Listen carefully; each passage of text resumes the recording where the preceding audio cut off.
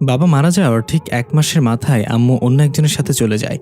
তখন আমার বয়স ১২ বছর আর আমার ছোট বোনের বয়স ৫ বছর। আমি মোটামুটি বাস্তবতা বুঝলেও আমার ছোটটা তখন কিছুই বোঝে না। প্রতিদিন রাতে ঘুমানোর আগে আমার বোন আমাকে জিজ্ঞাসা করে, আম্মু কবে আসবে? আমি নির্বাক হয়ে চোখের পানি ছেড়ে বোনটার কপালে চুমু খেয়ে বলি, আম্মু আমাদের আব্বুকে খুঁজতে গিয়েছে, আব্বুকে পেলেই ফিরে আসবে। আমার নাম আইদ আহমেদ, আমার ছোট বোনটার নাম সোহানা ইসলাম। মা চলে যাওয়ার পর আমার কাকারা মিলে এসেছিল আমাদের ভাই বোনকে এতিমখানায় রেখে আসবে। আমি তখন এতটুকু বুঝেছিলাম কাকারা আমাদের ঘরবাড়ি নিজেদের নামে করে নিতে চাইছে, তাই আমি রাজি হইনি এতিমখানায় যেতে। আমি বলেছিলাম আব্বু রেখে যাওয়া এই বাড়ি থেকে আমরা ভাই বোন কোথাও যাব না, আমি আমার বোনকে লালন পালন করব, আপনাদের কাউকে দরকার নেই। কিন্তু কাকারা জোর জবরদস্তি করে আমাদের কাছ থেকে ঘর বাড়ির দলিলে টিপ সই নিয়ে আমাদের ভাই বোনকে একটা এতিমখানায় দিয়ে আসে শহরে।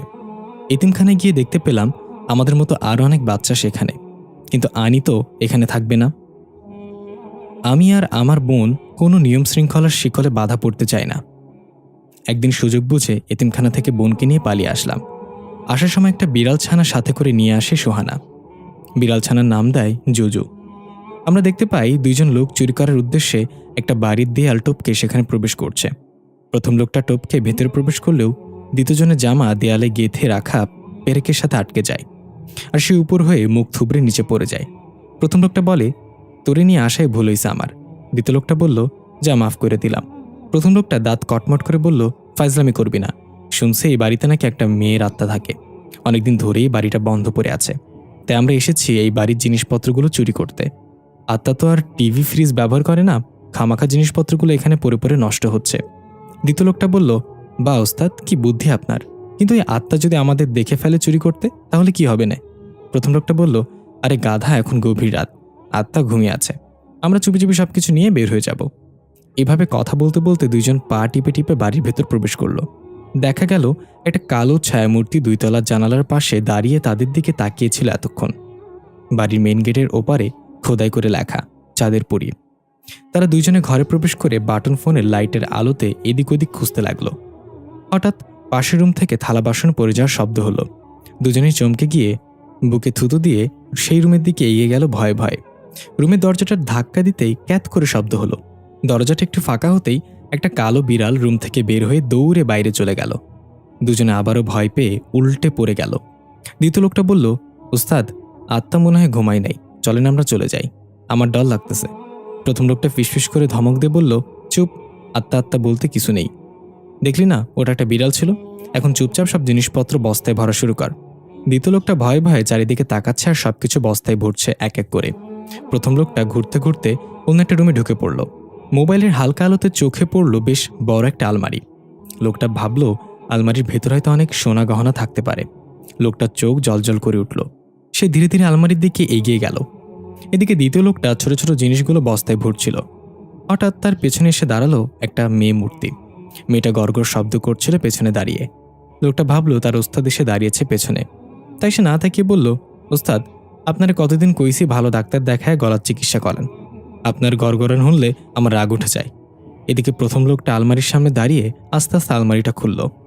আলমারি খুলতেই ভয়ঙ্কর একটা মেয়ে মূর্তি তার গলা চেপে ধরে বলল, আমার বাড়িতে চুরি করার সাহস হয় কিভাবে তোদের? দ্বিতীয় লোকটা চিৎকার করে দৌড়ে আসে সেখানে। ওস্তাদ, ওইখানে সেই আত্মা। এসে দেখে তার ওস্তাদের গলা চেপে ধরে আছে সেই মেয়ে মূর্তি। তার ওস্তাদ কোনো কথা বলতে পারছে না, শুধু গঙ্গানির মতো আওয়াজ করছে। এই দৃশ্য দেখে লোকটা জোরে চিৎকার করে উঠল। 10 বছর পর বাইরে থেকে সোহানা ডাকছে, ভাইয়া, এই ভাইয়া, তাড়াতাড়ি ঘুম থেকে উঠো। আমি একটু কাচুমাচু করে আবার ঘুমিয়ে পড়লাম। সোহানা এবার দরজা বাড়ি দিয়ে ডাকছে, ভাইয়া, আমি কিন্তু দরজা ভেঙে ফেলবো, তাড়াতাড়ি উঠতে বলছি তোকে। এবার একটু বিরক্ত হয়ে উঠে এক চোখে ঘুমিয়ে আরেক চোখ খুলে বিছানা থেকে নেমে দরজা খুলে বললাম, কি রে ভেন্ডি, সকাল সকাল এমন শুরু করছিস কেন? সোহানা রেগে বলল, আইদ্যা তোরে কতবার বলেছি আমি ভেন্ডি বলবি না। তুই যে নাক ডেকে ঘুমাচ্ছিস, তোর কি মনে নেই আজকে এই বাসার মালিক ফিরে আসবে? এসে যদি দেখে আমরা তার বাড়ি দখল করেছি তাহলে আবার আমাদের জেলে যেতে হবে। আমি এবার 2 চোখ খুলে ডলতে ডলতে বললাম, কস কি ভেন্ডি? তো এই কথাটা তুই আমাকে আগে বলবি না? তাড়াতাড়ি ব্যাগপত্র গোছগাছ কর, আমি একটু অফিস থেকে আসি। সোহানা বলল, তোর আবার অফিস আসলো কোত্থেকে? তোর তো নিজের নামটা ছাড়া আর কিছুই নাই। আমি বললাম, আরে বাথরুমে যাচ্ছি, বড় বড় সমস্যার সমাধান বাথরুমে বসে চিন্তা করলে পাওয়া যায়, তাই এটা একটা অফিসের চেয়ে কম কিসে? সোহানা নাট ছিটকে বলল, ইহ, যা এখান থেকে খচ্চর পোলাপান। আমি হাসতে হাসতে চলে গেলাম বাথরুমে। আসলে এতিমখানা থেকে পালিয়ে আসার পর কোথায় থাকবো, কি খাবো, কি করব কিছু বুঝতে পারছিলাম না। তারপর আমার জিনিয়াস মাথা খাটিয়ে একটা বুদ্ধি বের করলাম। শহরে এমন অনেক বাসা বাড়ি আছে যেগুলোর মালিক কাজের জন্য বাইরে যায়, তখন বাসা খালি থাকে আর খাবার দাবারও থাকে সেসব বাসায়। তাই এমন বাসা খুঁজতে লাগলাম যেটা তালা দেয়া। প্রথমে সেই বাসার দরজার তালার সাথে একটা ছোট পাথর বেঁধে রেখে আসতাম। তারপর 2 দিন পরে চেক করতাম সে পাথরটা কি এখনো আছে নাকি নেই। যদি দেখতাম পাথর নেই, তার মানে এই তালা খোলা হয়েছিল, এই বাসা পুরোপুরি ফাঁকা না, মানুষের আসা যাওয়া হয়। আর যেই বাসার তালা পাথর 2 দিন পরও থাকতো, তাহলে বুঝে নিতাম বাসার মালিক সত্যি নেই, এ বাসা খোলা হয়নি। তারপর নকল চাবি দিয়ে তালা খুলে আমি আর আমার বোন সেখানে নিজেদের মতো করে থাকতে শুরু করতাম। মালিক আসার আগে আমরা আবার সেই বাসা ত্যাগ করতাম, আবার অন্য বাসা খুঁজে নিতাম। এইভাবেই 3 বার ধরা পড়ে জেলে গিয়েছিলাম, কিন্তু আমি কুকুরের লেজ, আমি কি সোজা হব নাকি? এভাবেই বিভিন্ন লাক্সারিয়াস বাসায় তাদের খাবার দাবার খেয়ে জীবন চলে যাচ্ছে। সোহানাও অনেক হ্যাপি। আমাদের ভাই বোনের কোনো চিন্তা নেই, না ভবিষ্যৎ আর না অতীত। বর্তমান নিয়ে দারুণ কাটছে আমাদের। সোহানা ডেকে বলল, ভাইয়া তাড়াতাড়ি কর, বাইরে গাড়ি এসে থেমেছে, হয়তো মালিক চলে এসেছে। এটা শুনে আমি ব্রাশ মুখে নিয়েই দৌড়ে বের হয়ে নিজের ব্যাগ কাঁধে নিয়ে বললাম, চল চল, পেছনের দরজা দিয়ে বের হতে হবে এখন। জুজু কোথায়?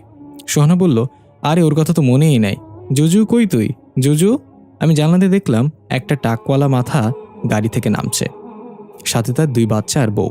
তারা গাড়ি থেকে নেমে বাসার দিকে আসছে। আমি বললাম, সোহানা জলদি জুজুকে নিয়ে আয়, তারা আসছে। সোহানা জুজুকে খুঁজতে খুঁজতে দেখলো ফ্রিজের ওপর চিটপাটাং হয়ে ঘুমিয়ে আছে। সোহানা গিয়ে জুজুকে কোলে নিয়ে তাড়াতাড়ি এসে বলল, ভাইয়া চল। জুজু চোখ খুলে ম্যাও করে উঠল, হয়তো বলছে যে আমাকে আরেকটু ঘুমাইতে দে বাল। আমি আর সোহানা তাড়াতাড়ি পেছনের দরজা দিয়ে বের হয়ে গেলাম। এদিকে বাসার মালিক ঘরে ঢুকে অবাক, এ কি অবস্থা বাসার, সবকিছু এলোমেলো হয়ে পড়ে আছে, মনে হচ্ছে শুধু এই বাসায় ভূমিকম্প হয়েছে। মালিক মাথায় হাত দিয়ে বসে পড়ল। আমি আর সোহানা একটা পার্কে এসে নিজেদের ব্যাগপত্র রেখে বসলাম। সোহানা জুজুর মাথায় হাত বোলাতে বোলাতে বলল, এখন আবার কোন বাসা? আমি বললাম, আরও কয়েকটা বাসায় তালা পাথর রেখেছি, গিয়ে দেখতে হবে কোনটায় পাথর আছে, সেখানেই থাকবো। সোহানা বলল, ভাইয়া আমার খিদে পেয়েছে, আইসক্রিম খাবো। আমি বললাম, খিদে লাগলে আইসক্রিম কেন খাবি তুই? তুই অন্য কিছু খা, রুটি খা, বিস্কিট খা। সোহানা বলল, যা, ওসব খাই কুত্তারা, তোর কি আমার কুত্তা মনে হয় নাকি? আমি বললাম, অ্যানি সন্দেহ। সোনা রেগে বলল, তুই কুত্তা, এখন আমার জন্য আইসক্রিম আনবি, না হলে আমি চিল্লায় লোক জড়ো করে বলবো তুই আমার কিডন্যাপ করে নিয়ে যাচ্ছিস। এখন বল, আইসক্রিম খাওয়াবি নাকি গণধোলাই খাবি? আমি ভ্রুকুচকে বললাম, তোর মতো বোন যার আছে তার শত্রু দরকার নাই, এখানে বস, আমি আইসক্রিম নিয়ে আসছি। আমি উঠে চলে গেলাম আইসক্রিম আনতে। এখনও সকাল হওয়ায় তেমন দোকানপাট খোলা হয়নি। আইসক্রিমের দোকান খুঁজতে খুঁজতে অনেক দূরে চলে আসলাম। অবশেষে পেয়ে গেলাম। একটা আইসক্রিম কিনে যখনই চলে আসতে যাব, এখনই ভুলবশত একটা মেয়ের সাথে ধাক্কা খেলাম। আমার হাত থেকে আইসক্রিমটা পড়ে গেল। আমি রাগ হয়ে কিছু বলতে যাব, তার আগে মেয়েটা বলল, ওই মিয়া, চোখ কি পেছনের পকেটে নিয়ে ঘোরেন নাকি? আশেপাশে দেখে চলতে পারেন না? আমি হাঁ করে তাকিয়ে আছি মেয়েটার দিকে। মেয়েটা কি বলছে তার একটা কথা আমার কানে ঢুকছে না। আমি শুধু ওর কথা বলার অঙ্গিভঙ্গিগুলো দেখে মুচকে মুচকে হাসছি। এত সুন্দর মানুষ হয় নাকি? এজন্য জান্নাত থেকে পালিয়ে আসা হুর। গালের টোল পরা মেয়েটার সৌন্দর্য আরো দ্বিগুণ বাড়িয়ে দিয়েছে। হালকা লালচে চুলগুলো সকালে স্নিগ্ধ বাতাসে উড়ছে। মেয়েটা বারবার চুলগুলো হাত দিয়ে কানের পেছনে সরিয়ে দিচ্ছে। আমার উপর রাগ দেখিয়ে মেয়েটা চলে গেল। আমি এখনও সেভাবেই দাঁড়িয়ে আছি। মেয়েটার ঘোর যেন কিছুতেই কাটছে না আমার চোখ থেকে। হঠাৎ মনে পড়ল সোহানা পার্কে বসে আছে আইসক্রিমের জন্য। আমি হুশে এসে তাড়াতাড়ি আরেকটা আইসক্রিম কিনে যেতে লাগলাম পার্কের দিকে। আইসক্রিমের দোকান খুঁজতে খুঁজতে অনেক দূর চলে এসেছি। হঠাৎ আমার চোখ গেল রাস্তা থেকে একটু দূরে অনেক বড় একটা বাড়ির দিকে। বাড়িটা সম্পূর্ণ সাদা রঙের। একটু এগিয়ে গিয়ে দেখলাম বাড়ির গেটে তালা দেয়া। আমার মনে লাড্ডু ফুটল। একটা ছোট পাথর উঠিয়ে তালার উপর রেখে দিলাম।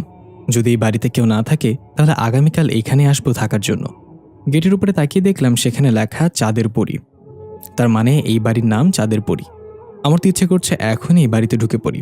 বাইরে থেকে এত সুন্দর, না জানি ভেতরে কতই না জাঁকজমকপূর্ণ হবে।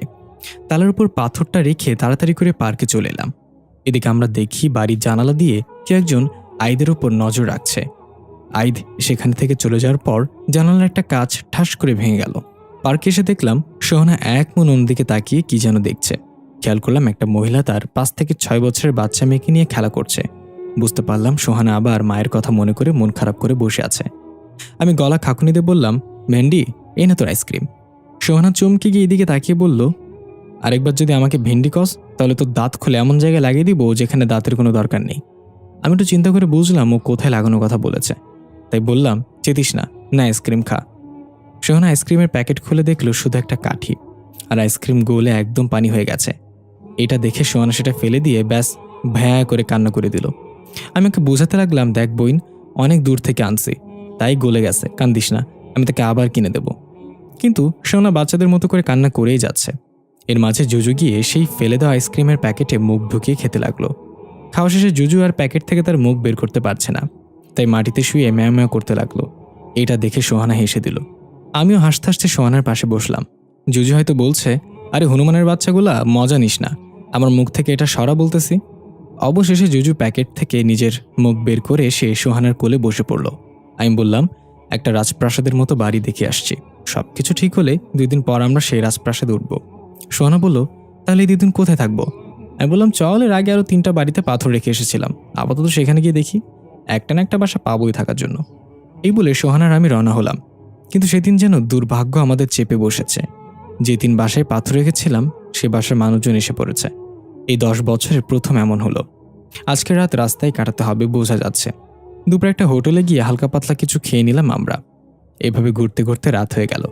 আস্তে আস্তে মানুষজন তাদের নিজেদের বাসায় ফিরতে লাগলো। পাখিরাও কিচিরমিচির করে আপন বাসায় মাথা গুঁজে নিল। রাত তখন প্রায় 1টা। আমি আর সোহানা রাস্তার পাশে একটা বেঞ্চে বসে আছি। সোহানা আকাশের চাঁদের দিকে তাকিয়ে বলল, আচ্ছা ভাইয়া, তোর কি এখনো মাকে মনে পড়ে? আমি বললাম, পরে তো, তবে ভালোবাসার স্থান থেকে না, মনের মাঝে ঘৃণার স্থান থেকে মনে পড়ে। যদি কখনো দেখা হয় তার সাথে, তাহলে শুধু বলবো, আমাদের জন্ম না দিলেই তো পারতে। সোহানা কেঁদেতে বলল, জানোস ভাইয়া, আমি আগে ভাবতাম মা বাবা না থাকলে হয়তো পৃথিবীতে বেঁচে থাকাই যায় না, কিন্তু তোর মতো ভাই যার আছে তার মা বাবা না থাকলেও চলবে। পরের জন্ম বলে যদি কোনো কিছু থাকে, তাহলে সেই জন্মেও সৃষ্টিকর্তার কাছে তোকেই ভাই হিসেবে চাইবো আমি। আমি কিছুক্ষণ সোহানার দিকে তাকিয়ে থেকে চোখের পানি লুকিয়ে বললাম, কিন্তু আমি তোকে পরের জন্মে বোন হিসেবে চাই না। সৃষ্টিকর্তার কাছে চাইবো পরের জন্মে যেন আমাকে একটা কিউট পরীর মতো দেখতে বোন দেয়। সোনা রেগে বলল, তার মানে আমি কিউট না? আমি বললাম, ভুলেও এই কথা মুখে আনিস না, তোরে দেখলে মনে হয় মূলার জন্ডিস হয়েছে। সোনা আরও রেগে আমাকে কিল ঘুষে মারতে মারতে বলল, কুত্তা, তোর 7 জন্মের ভাগ্য আমার মতো বোন পাইছোস, নিজের চেহারা দেখছোস, পোকায় খাওয়া আমের মতো দেখা যায় তোরে। আমি হাসতে লাগলাম। এর মাঝেই মনে হলো কেউ ফুপিয়ে ফুপিয়ে কান্না করছে। আমি বললাম, ভেন্ডি, তুই কি শুনছোস কেউ কান্না করছে?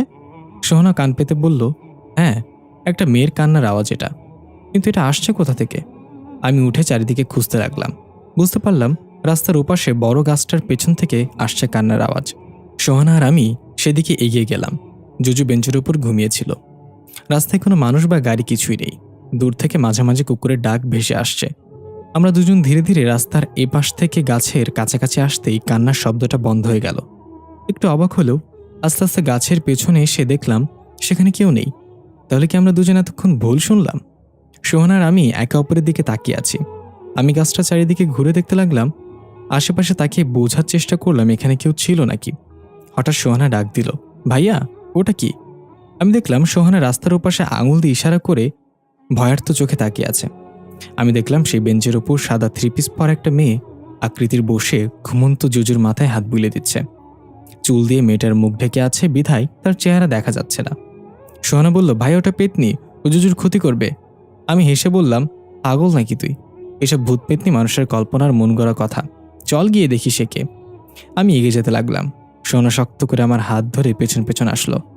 আমি গিয়ে সামনে দাঁড়িয়ে কিছু বলার আগে মেয়েটা বলে উঠল, ঘুম হলো মৃত্যুর প্রথম ধাপ। যদি বিড়ালটার আত্মা এখনো শরীরে ফিরে না আসে, তাহলে আমরা সেটাকে মৃত্যু বলে থাকি। আমি আর সোহানা একে অপরের দিকে অবাক চোখে তাকিয়ে বললাম, কে আপনি? তখন একটা দমকা হাওয়া এসে মেয়েটার চেহারার উপর থেকে চুলগুলো সরিয়ে দিল। আমি হা করে তাকিয়ে রইলাম। এটা সেই সকালে দেখা হওয়া মেয়েটা। সাদা 3 পিসের সাথে মেয়েটার গায়ের রং যেন একদম মিলেমিশে একাকার। আমি হা করে তাকিয়ে থাকতে দেখে সোহানা বলল, মুখ বন্ধ কর, গন্ধ বের হচ্ছে। আমি মুখ বন্ধ করে থতমত খেয়ে গেলাম। আপনি আপনি এত রাতে এখানে কি করছেন? মেয়েটা বলল, বাসা থেকে ঝগড়া করে বের হয়ে এসেছি। 7 মাস সারাদিন ঘ্যান ঘ্যান করে কানের কাছে, আর ভালো লাগে না। তাই মাঝে মাঝে আমি রাতের নিস্তব্ধ শহরের অলিগলি দিয়ে ঘুরে বেড়াই। আমি বললাম, ও আচ্ছা, তাহলে আমার বাড়িতে আপনাকে স্বাগতম মিস নাম না জানা পড়ি। সোনা বলল, তোর আবার বাড়ি আসলো কোত্থেকে? আমি সোনার কানে কাছে গিয়ে ফিসফিস করে বললাম, পুরো পৃথিবীই তো আমার বাড়ি, তুই চুপ থাক, বড় ভাই সেটিং হচ্ছে সেটা উপভোগ কর। মেয়েটা বলল, আমি শুনে ফেলেছি, এসব সেটিং ফিটিংয়ের কথা বাদ দাও। এখন বলো তোমরা এত রাতে এখানে কেন? তোমাদের বাড়ি কোথায়? সোহানা সত্যিটা বলার জন্য মুখ খুললে আমি ওর মুখ চেপে ধরে বললাম, আসলে আমরা ভাই বোন মাঝে মাঝে আপনার মতোই রাতে ঘোরাফেরা করি। শহরের শেষ মাথায় যে সাদা রঙের একটা বড় বাড়ি আছে, সেটাই আমাদের বাড়ি। সময় পেলে কখনো আইসেন, চা কফি খাবেন, প্রেম হলে হবে, না হলে নাই। মেয়েটা সুন্দর করে একটা হাসি দিয়ে জুজুর দিকে তাকিয়ে বলল, আপনাদের বিড়ালটা অনেক কিউট। বিড়ালটার সাথে দেখা করার জন্য হলেও আমি আসবো আপনাদের বাসায়। সোহানা বলল, তোমার চেহারা তো উজ্জ্বল কিভাবে? দেখে মনে হচ্ছে চেহারা থেকে আলো ছড়াচ্ছে। কোন সোনো মাখো চেহারায়? মেয়েটা হেসে বলল, আমরা কোনো ক্রিম মাখি না, আমরা জন্মের পর থেকেই এমন হই। তবে বড় হওয়ার সাথে সাথে আমাদের আচার আচরণ অনুযায়ী সৌন্দর্য বৃদ্ধি বা লোপ পায়। যার আচরণ যত সুন্দর, তার সৌন্দর্য তত উজ্জ্বল। এবার আমি একটু অবাক হয়ে জিজ্ঞেস করলাম, আমরা মানে? মেয়েটা একটু থতমত খেয়ে বলল, আমরা মানে মেয়েরা। মেয়েদের সৌন্দর্য তার ব্যবহারে ফুটে ওঠে। আপনার বোন অনেক সুন্দর, নিজের যত্ন নিও সোহানা, তাহলে নিজেই নিজের উপর ক্রাশ খাবে। সোহানা একটু লজ্জা পেয়ে আমাকে বলল, দেখ, অন্যরা ঠিকই বুঝলো আমি সুন্দরী, তুই বুঝলি না। এবার টাকা জমিয়ে তোকে ভালো কোনো চোখের ডাক্তার দেখাবো। আমি সোহানার কথা এড়িয়ে বললাম, আচ্ছা আপনার নাম কি? মেয়েটা বলল, আমার এখন যা করছি তাই আমার নাম। এই বলে মেয়েটা সুন্দর করে হেসে চলে যেতে লাগলো। আমরা এখন যা করছি তাই ওর নাম। আমরা এখন কি করছি? কি বলে গেল মেয়েটা? নাম কি ওর? কথার আগামাথা কিছুই বুঝলাম না। সোনা বলল, আরে গাধা, ওর নামই কথা। আমি বুঝতে পেরে জোরে রাগ দিলাম, কথা? আবার দেখা হবে। মেয়েটা একবার ঘুরে তাকিয়ে মন পাগল করা হাসি দিয়ে চলে গেল।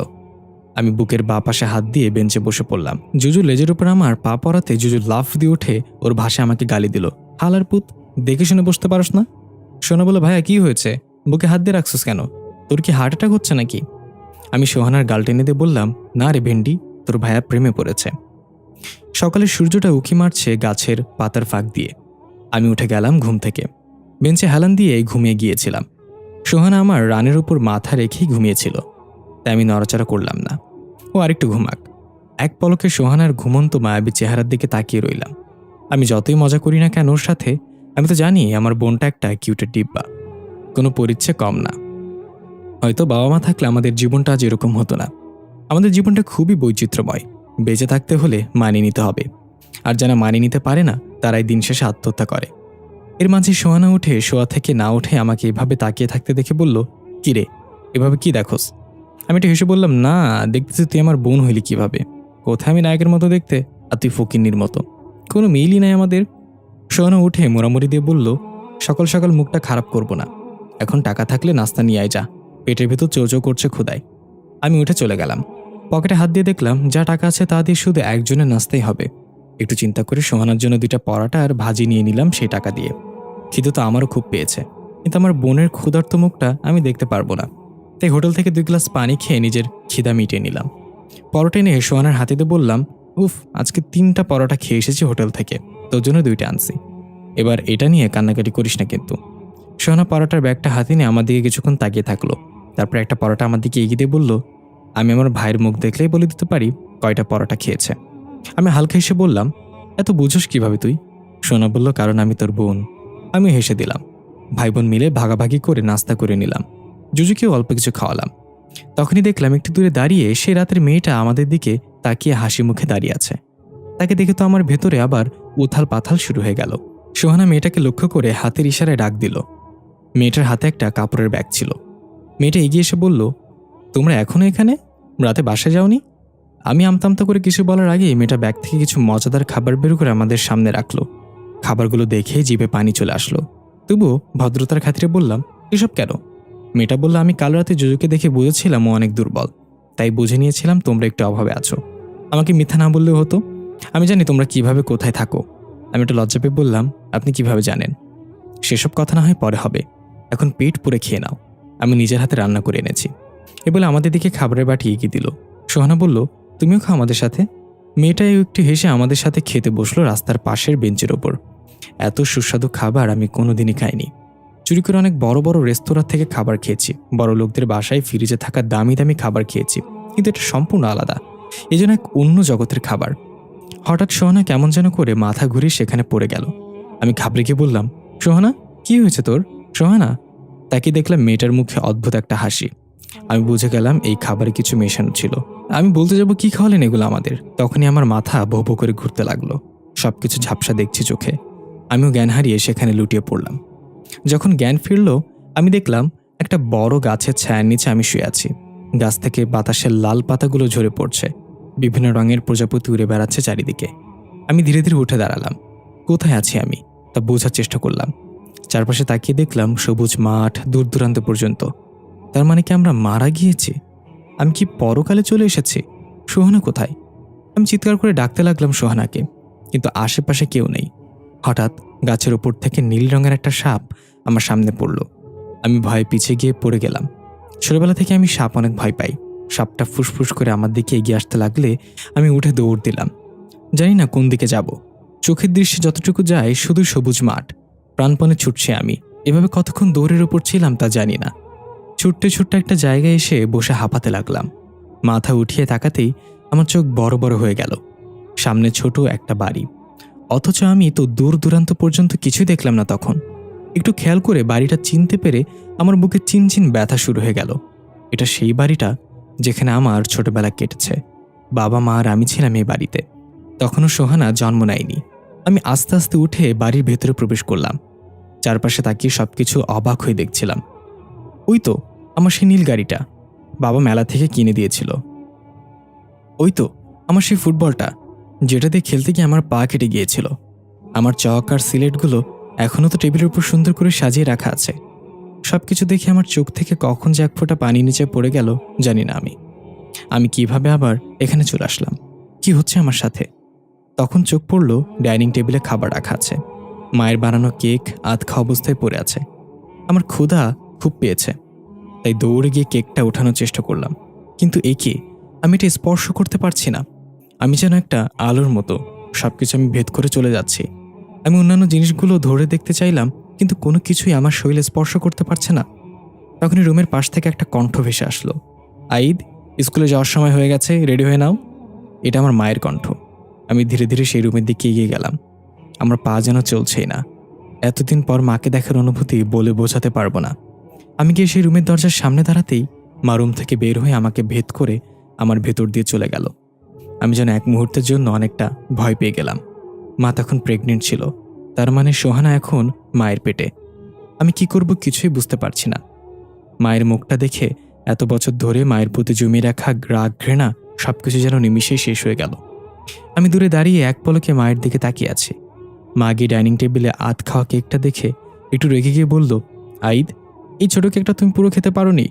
বাইরে থেকে আইদ মানে ছোটবেলার আমি দরজায় উকি দিয়ে হালকা উতলিয়ে বললাম, তোমার পেতুতা কত বলো দেখো তো মা, আমি থপ খেয়ে ফেললে তোমার কম পলে দাবে।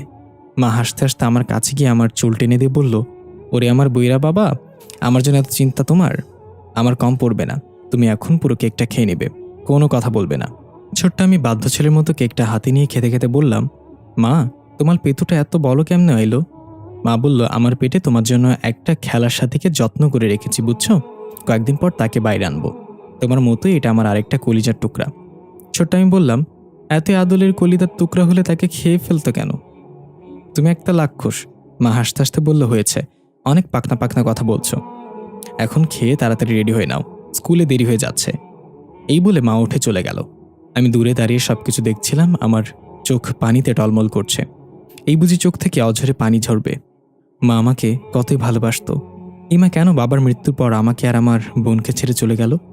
এই মা আর ওই মায়ের মধ্যে আকাশ পাতাল তফাৎ। আমার সব হিসাব এলোমেলো হয়ে যাচ্ছে। তখনই ছোট্ট আমি আমার দিকে তাকিয়ে অদ্ভুত একটা হাসিতে বলল, কেক খাবে? আমি অবাক হয়ে কিছু বলতে যাব, তার আগে অদ্ভুত একটা সাদা রশ্মি এসে আমার চোখে পড়ল।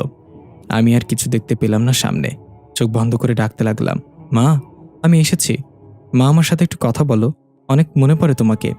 হঠাৎ একটা গালে কারো থাপ্পড় পড়তে আমি চোখ খুলে দেখলাম সোহানা আমার পাশে বসে আছে।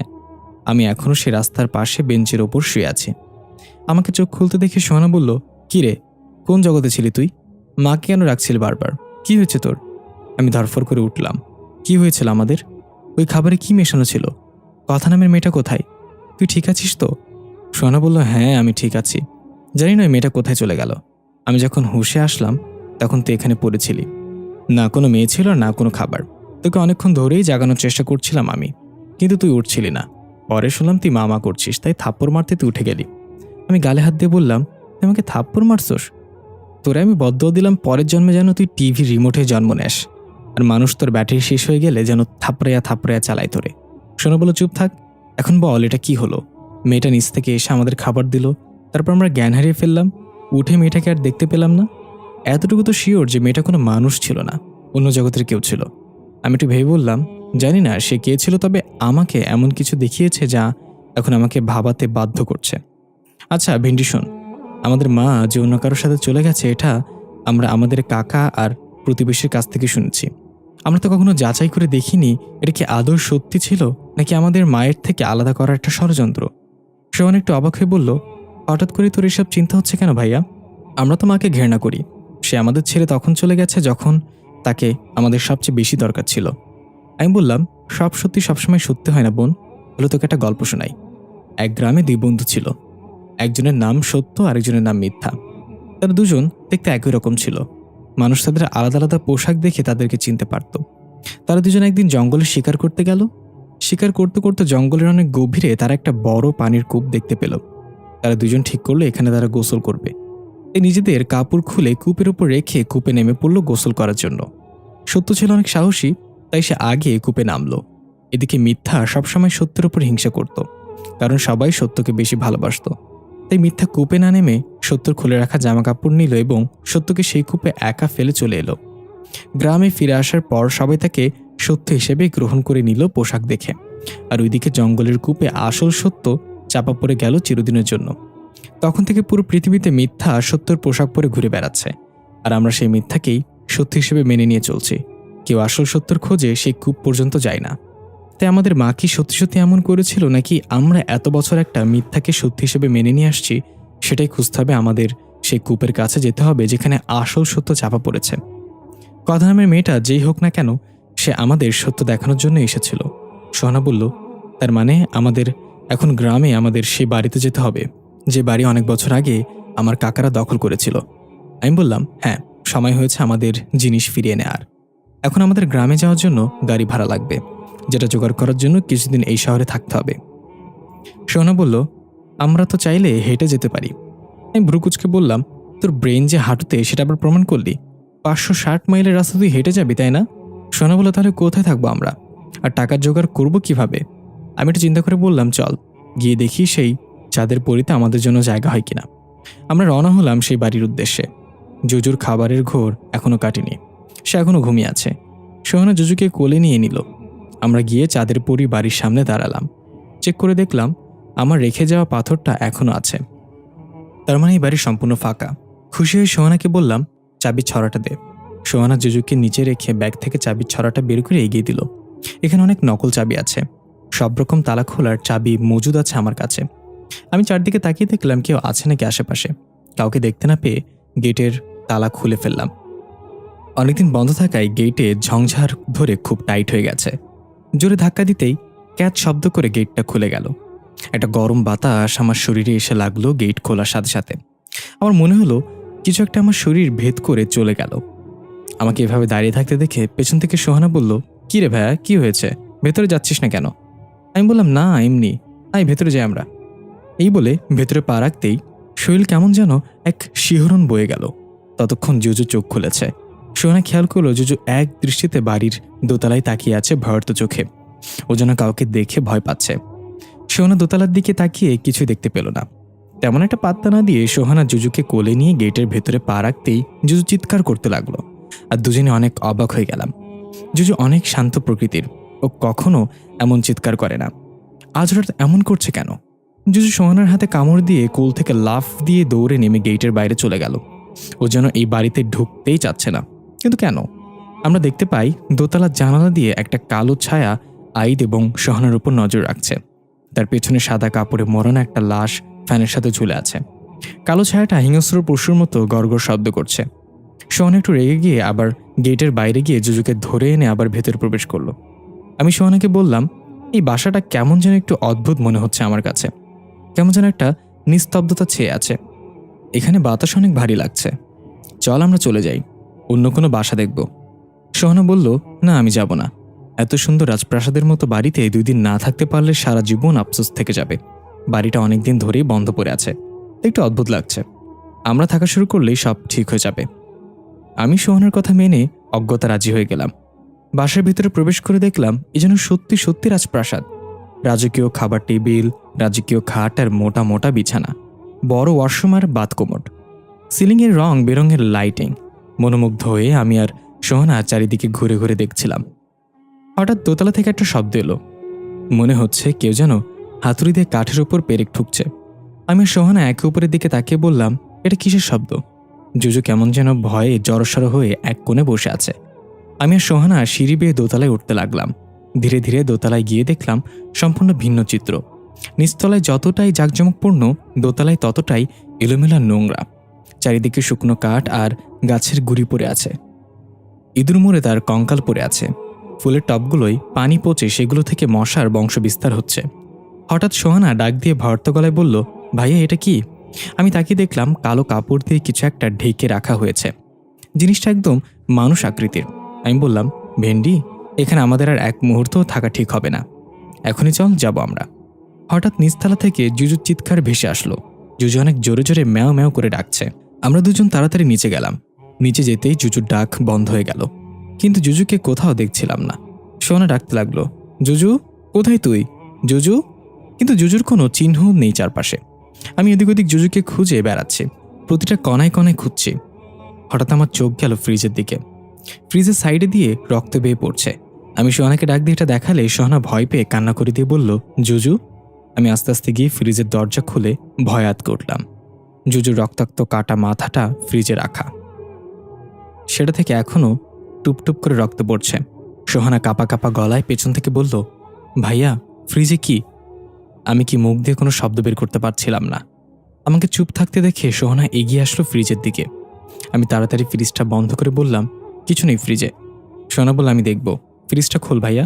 আমি বললাম, না, তুই এটা দেখতে পারবি না, সহ্য করতে পারবি না। সোহানা আমাকে ধাক্কা দিয়ে সরিয়ে ফ্রিজটা খুলে জুজুর কাটা মাথা দেখে চিৎকার করে কান্না করতে করতে বসে পড়ল। আমি গিয়ে সোহানাকে সান্ত্বনা দিয়ে বললাম, এখানে থাকলে আমরাও মরে যাব, চল তাড়াতাড়ি এখান থেকে যেতে হবে আমাদের। সোহানা কাঁদতে কাঁদতে বলল, ভাইয়া জুজুকে ফেলে রেখে কিভাবে যাব? আমাদের সবচেয়ে ভালো বন্ধু ছিল, আমাদের টানাটানির জীবনে সবসময় আমাদের সাথে ছিল, কিভাবে ওকে ছাড়া থাকবো? আমি বললাম, কষ্ট আমারও হচ্ছে, কিন্তু এই বাড়িটা অভিশপ্ত, এখানে থাকলে আমরাও মারা যাব। এই বলে সোহানাকে টানতে টানতে নিয়ে আসলাম বেরিয়ে যাওয়ার জন্য। কিন্তু এ কি, দরজা কোথায়? আমরা যেদিক দিয়ে প্রবেশ করেছিলাম সেখানে কোনো দরজা নেই। এটা তো একটা দেয়াল, এটা কেমন বাড়ি? চারিদিকে তাকিয়ে দরজা খুঁজতে লাগলাম, কিন্তু আশ্চর্যের বিষয়, বাড়িতে কোনো দরজাই নেই, শুধু একটা জানালা আছে লোহার গ্রিল দেয়া। আমি দৌড়ে সেই জানালার কাছে গিয়ে গ্রিল ধরে টানতে লাগলাম, কিন্তু কোনো লাভ হলো না। হঠাৎ মনে হলো আমাদের পেছন থেকে কেউ খুব দ্রুত দৌড়ে চলে গেল। চমকে গিয়ে পেছনে তাকিয়ে দেখলাম কেউ নেই। সোহানা ভয়ে আমার হাত চেপে ধরে আছে। হঠাৎ কিচেনের ওদিক থেকে থালা বাসনগুলো ঠাস ঠুস করে পড়তে লাগলো। একটা পিতলের গ্লাস পড়েই গড়িয়ে গড়িয়ে আমার পায়ের কাছে এসে থামলো। কিছুই বুঝতে পারছি না কি হচ্ছে এখানে। হঠাৎ পাশের রুম থেকে একটা মহিলা কণ্ঠের কাকুতি মিনতি ভেসে আসলো, আমাকে ছেড়ে দাও, আর মেরো না, আমাকে ছেড়ে দাও। আমি আর সোহানা একে অপরের দিকে তাকিয়ে আছি। তারপর একসাথে সেই রুমের দিকে এগিয়ে গেলাম। মহিলার কান্নার শব্দ যেন আরও বেড়ে গেল, মনে হচ্ছে তাকে কেউ খুব মারধর করছে। আমি আর সোহানা দরজার কাছে যেতেই কান্নার শব্দ বন্ধ হয়ে গেল। সবকিছু যেন নীরব হয়ে গেল, শুনশান নীরবতা বয়ে গেল। আমি উঁকি মেরে রুমের ভেতরে তাকিয়ে দেখলাম কেউ নেই এখানে, একদম ফাঁকা একটা রুম। কিন্তু একটু আগেই তো এই রুম থেকে কান্নার আওয়াজ আসছিল।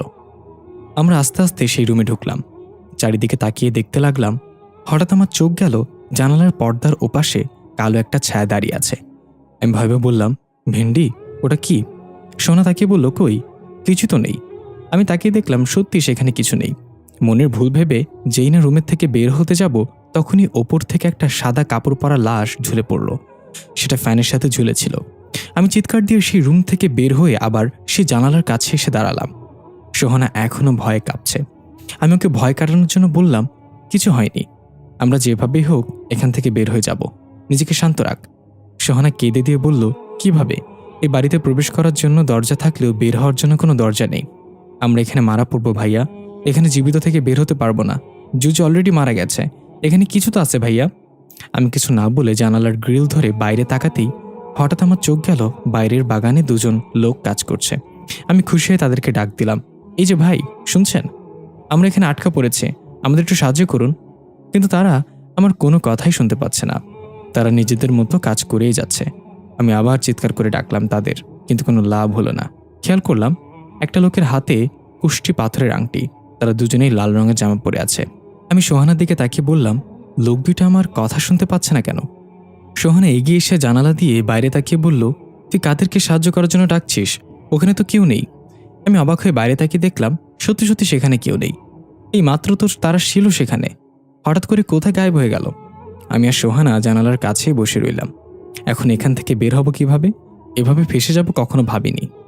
জুজুর কথা মনে পড়তেই সোহানা কেঁদে দিল। ঠিক তখনই আমাদের অবাক করে দিয়ে জুজু জানালা দিয়ে লাফিয়ে ভেতরে প্রবেশ করলো। এটা দেখে সোহানা আর আমি প্রচণ্ড ভয় পেয়ে দূরে সরে গেলাম। জুজু কিভাবে? ও তো মারা গেছে। কিন্তু জুজু ম্যাও করে সোহানার কোলে গিয়ে বসে পড়ল। আমি দৌড়ে গিয়ে ফ্রিজ খুলে দেখলাম সেখানে জুজুর কাটা মাথাটা নেই, আর না কোনো রক্তের ছাপ। সবকিছু যেন উধাও হয়ে গিয়েছে। তার মানে জুজু মারা যায়নি। এটা বুঝতে পেরে সোহানা জুজুকে জড়িয়ে ধরে কান্নায় ভেঙে পড়ল। আমার মাথায় একটা জিনিস ঘুরছে, জুজুর মৃত্যুটা আমাদের মনের ধোঁকা ছিল। ধোঁকাটাকেই আমরা সত্য বলে মেনে নিয়েছিলাম। হঠাৎ দোতলা থেকে আবার সেই কাঠে পেরেক ঠোকার শব্দ ভেসে আসলো। এবার সোহানা আর জুজুকে একা ছাড়ল না। ওকে কোলে নিয়েই আমরা ধীরে ধীরে সিঁড়ি বেয়ে দোতলায় উঠতে লাগলাম। আমরা দোতলায় পৌঁছাতেই যথারীতি শব্দটা বন্ধ হয়ে গেল। আমি দেখতে পেলাম একটা পুরাতন কাঠের আলমারি। সেটাতে একটা পেরেক অর্ধেক ঢুকানো। দেখে মনে হচ্ছে কেউ এখানেই পেরেকটা ঠোকার চেষ্টা করছিল। আমি সোহানাকে বললাম, চারিদিকে খেয়াল রাখ। আমি আলমারিটা খুলে দেখছি কি আছে এটার ভেতরে। এই বলে আমি ধীরে ধীরে আলমারির দিকে এগিয়ে গেলাম। আলমারির সামনে দাঁড়াতেই কেমন যেন মনে হলো সেটা নড়ে উঠল। ভয়ে ভয়ে এক টান দিয়ে আলমারিটা খুলতেই দুইটা মানুষের কঙ্কাল উপর হয়ে আমার উপর পড়ল। আমি ভয়ে চিৎকার করে উল্টে পড়ে গেলাম। কঙ্কাল দুইটা আমার উপর পড়ল। সোহানা দৌড়ে এসে কঙ্কাল দুইটা সরিয়ে দিল আমার শরীরের উপর থেকে। আমি উঠে নিজেকে সামলে নিয়ে কঙ্কালের দিকে তাকিয়ে দেখলাম অনেকদিন আগে মারা যাওয়াতে তাদের শরীর কঙ্কালে পরিণত হয়েছে, কিন্তু তাদের জামাগুলো এখনো নষ্ট হয়নি। তারা দুজনেই লাল জামা পরেছিল, যেটা আমি ওই দুজন লোককে বাগানে কাজ করার সময় দেখেছিলাম। তার মানে কি ওই দুইজনের কঙ্কালইগুলো? তারা মৃত ছিল? নিশ্চিত হওয়ার জন্য আমি কঙ্কালের হাত চেক করে দেখলাম, হ্যাঁ, সেই কুষ্টি পাথরের আংটিটাও একটা কঙ্কালের হাতে আছে। এই দুজন হচ্ছে সেই চোরগুলো যারা চুরি করতে এসে এখানে মারা গিয়েছিল। তাদেরকে মেরে আলমারিতে ঢুকিয়ে রাখা হয়েছিল। আমি বললাম, ভেন্ডি, আমি দুজনকে বাগানে কাজ করতে দেখেছিলাম আর তাদের কাছেই চিৎকার করে সাহায্য চাইছিলাম, কিন্তু এরা তো দেখি মৃত। তাহলে তারা কারা ছিল? সোনা বলল, মৃত মানুষকে তুই কিভাবে দেখতে পেলি? হয়তো ওটা তোর মনের ভুল ছিল। এটা বলতে জুজু সোহানার কোল থেকে লাফ দিয়ে সেই কালো কাপড় দিয়ে ঢাকা মানুষ আকৃতির জিনিসটার কাছে গিয়ে ম্যামা করতে লাগলো। এটা দেখে আমরা একজন আরেকজনের দিকে তাকিয়ে বললাম, নিশ্চয়ই এখানে কিছু একটা আছে, এটা খুলে দেখতে হবে। সোনা বলল, না ভাইয়া, আমার খুব ভয় করছে, এটা খোলার দরকার নেই। আমি বললাম, এখানে আমরা আটকা পড়েছি, চাইলেও এখান থেকে বের হতে পারবো না, তা আমাদের খুঁজতে হবে এই বাড়ির রহস্য কি। এই বলে জুজুকে নিয়ে সোহানার কাছে দিলাম। তারপর আস্তে আস্তে সেটার উপর থেকে কালো কাপড়টা সরিয়ে দিলাম। আমরা দুজনেই আতকে উঠলাম। এটা তো একটা কফিন, কিন্তু এটা সম্পূর্ণ মানুষের শরীরের আকৃতির। প্রাচীনকালে মিশরে এমন কফিন মানুষের মমি রাখা হতো। কফিনের উপর ঢাকনাটা একদম হালকা করে লাগানো, ধাক্কা দিলেই সরে যাবে। আমি সোহানার দিকে একবার তাকিয়ে কফিনের ঢাকনাটা হালকা ধাক্কা দিতেই সেটা অল্প একটু সরে গেল। এখনই ভেতর থেকে রং বেরঙের কয়েকটা প্রজাপতি বেরিয়ে এলো ডানা ঝাপটাতে ঝাপটাতে। একটা প্রজাপতি এসে আমার হাতের ওপর বসতেই আমি যেন একটা ঘোরের মাঝে চলে গেলাম। আমি দেখলাম মায়ের ডেলিভারি পেইন উঠেছে। মা ব্যথায় ছটফট করছে বিছানায় শুয়ে। আর ছোট্ট আমি মায়ের এই অবস্থা দেখে কি করব না করব কিছুই বুঝতে পারছিলাম না। মা কোনো রকম বলল, আইদ, তার বাবাকে টেলিফোন করো তাড়াতাড়ি।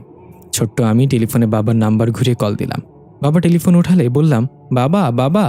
বাবা ওপাশ থেকে বলল, কি হয়েছে আইদ?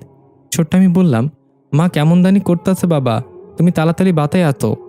এই শুনে বাবা টেলিফোন রেখে দিল। ততক্ষণে মা প্রায় জ্ঞান হারানোর মতো অবস্থা।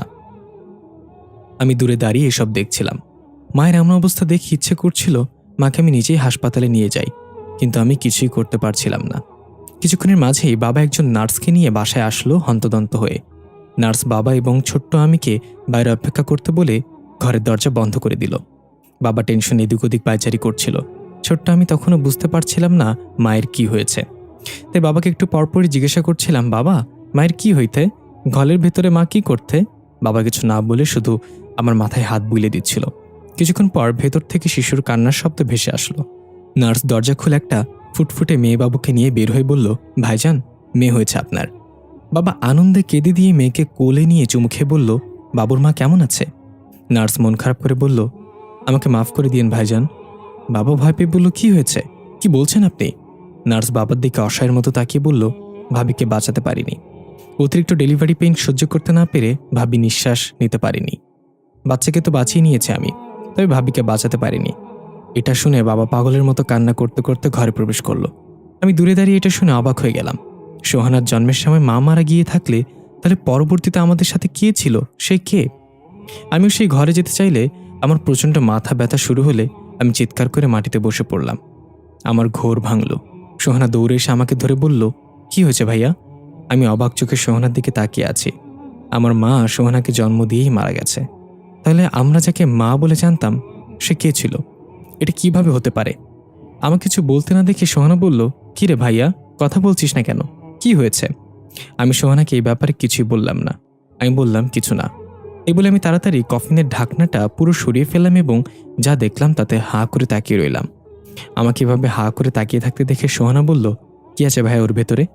এই বলে এগিয়ে এসে দেখে অবাক হয়ে বলল, এটা তো সেই কথা নামের মেয়েটা। কফিনের ভেতর কথা নামের মেয়েটার শরীর, মনে হচ্ছে সে ঘুমিয়ে আছে। সেই সাদা থ্রি পিসটা পরা, চেহারায় সেই উজ্জ্বলতা। কফিনের ভেতর কথাকে দেখে আমরা দুজনে বেশ অবাক হলাম। এই মেয়েটা এখানে আসলো কিভাবে? কিছু তো মাথায় ঢুকছে না। আমি কথাকে স্পর্শ করে দেখার জন্য হাত বাড়াতেই পেছন থেকে সোহানা আমার মাথায় থাপ্পড় দিয়ে বলল, কি করছিস তুই? আমি বললাম, আরে নেগেটিভ ওমেন, আমি দেখতে যাচ্ছিলাম মেয়েটা কি জীবিত নাকি মৃত। সব কিছুতে উল্টাপাল্টা ভাবস তুই। এদিকে আমরা দেখতে পাই খুবই সুন্দর একটা ফুলের বাগান। বাগানের মাঝখানে একটা বড় ডালিম গাছ। গাছের ছায়ায় বসে আছে কথা নামের মেয়েটা আর একজন বৃদ্ধ লোক। কথা বলল, দাদু, এখন অন্তত আমার শরীরে আমাকে ফিরে যাওয়ার অনুমতি দাও। ওই দেখো, তার আমার শরীর খুঁজে পেয়ে গেছে।